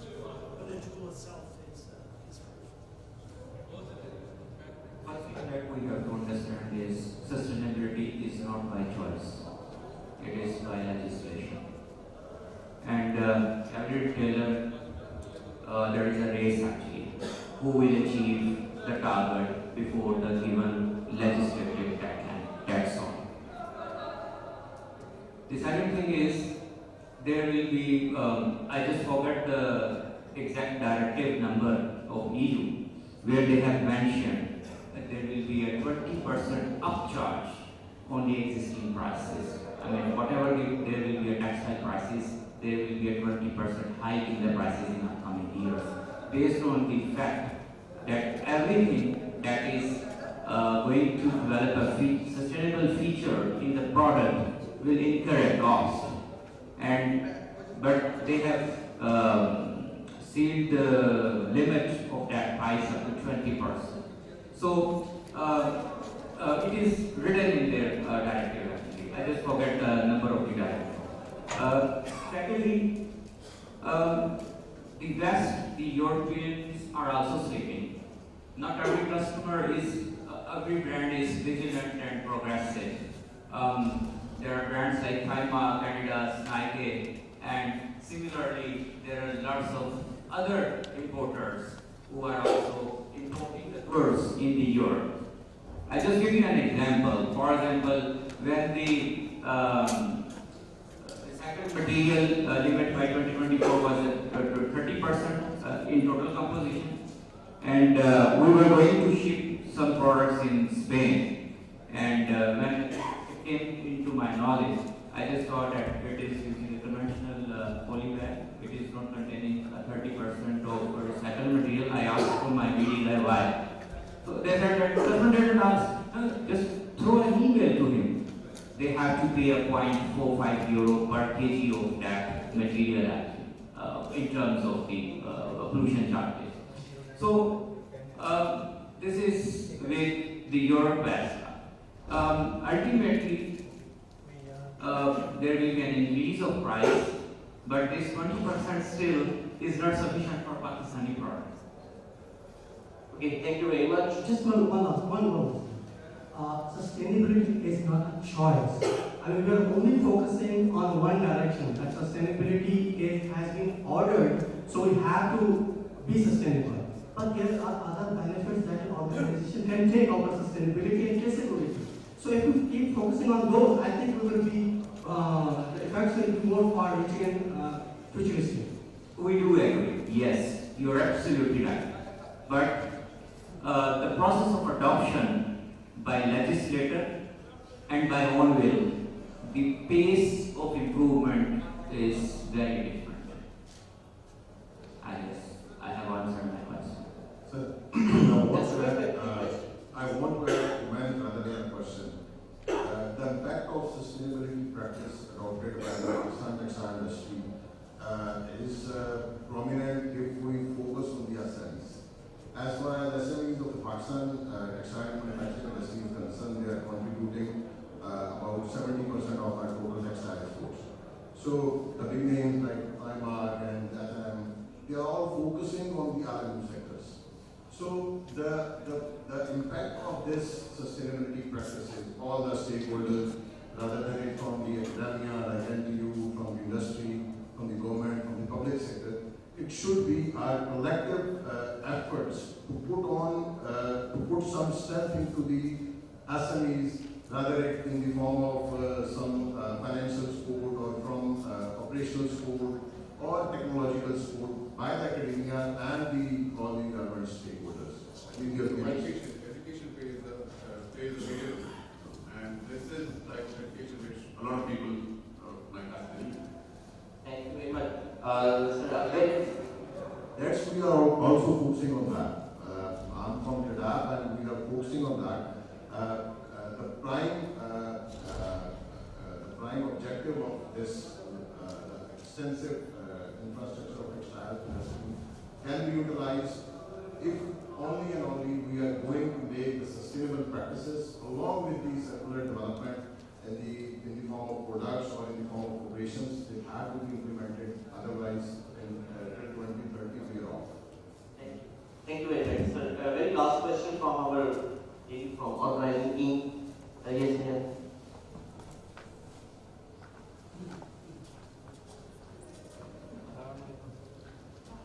Thank you so much for your time. So much. I'm not really the audience. You guys made discussion. My name is Nadia. So you guys made discussions about sustainability in product, processes, value chain, is really helpful for us. What do you think about sustainability? Particularly, we talk about human resource practices. How do you see the sustainability features in context of HR and manufacturing? Mr. Imran, Mr. Saki, or Mr. Sahib can answer. It's a very important question because gentleman from India was saying it's all a matter of mindset. This is not a matter of just event or greenwashing. We have to change the mindset of everyone within our organization, outside our organization. As I said, to the supply chain, upstream, vegetarians and all this. The reason is that if I don't understand the problem, if somebody is pushing me through a regulation to be sustainable, as Rita said, so it looks like we are speeding up to achieve that, but it won't have any meaning. To be meaningful, we have to understand how climate change is affecting us. That we are seeing every day at our farm level, in our household as well. Climate change is affecting the food crop cycle, climate change is affecting our cash crop cycle, and it is also affecting our daily business as well. So if we understand what is the reason why we are doing sustainability, why we want to be traceable, we will have a head start.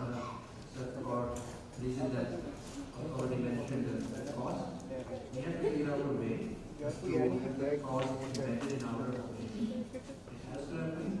Nobody is going to give us a free arrangement, but there are ways to get it done. There are so many initiatives. This can be cost effective for us. But the initial effects is the problem. Thank you very much. So with this, we conclude this session. There's one big takeaway, that is, with collaborative efforts, we the challenge of circularity in textile, and for this we have to be very open to share our ideas with our counterparts and with the people all over the sitting in the complete value chain of the textile. Thank you very much. Thank you everyone, and thank you very much for you guys.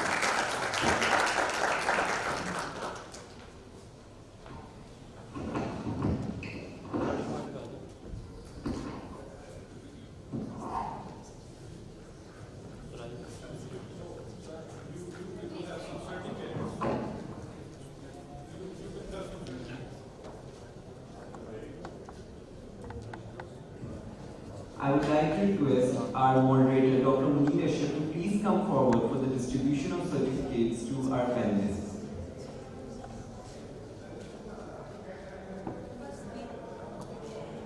Mr. Sakib Suhail from Artistic Linen.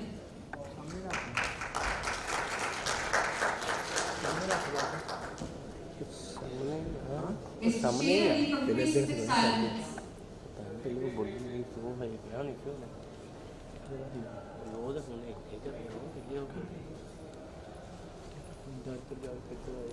Mr. Jeff Wheeler, Elevate from USA.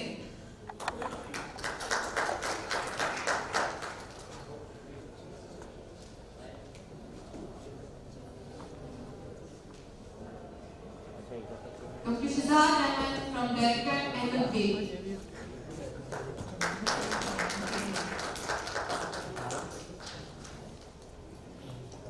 Last but not the least, Mr. Imran Zaidi from Primark. Thank you so much, everyone. So, thank you very much, everyone. There are some announcements.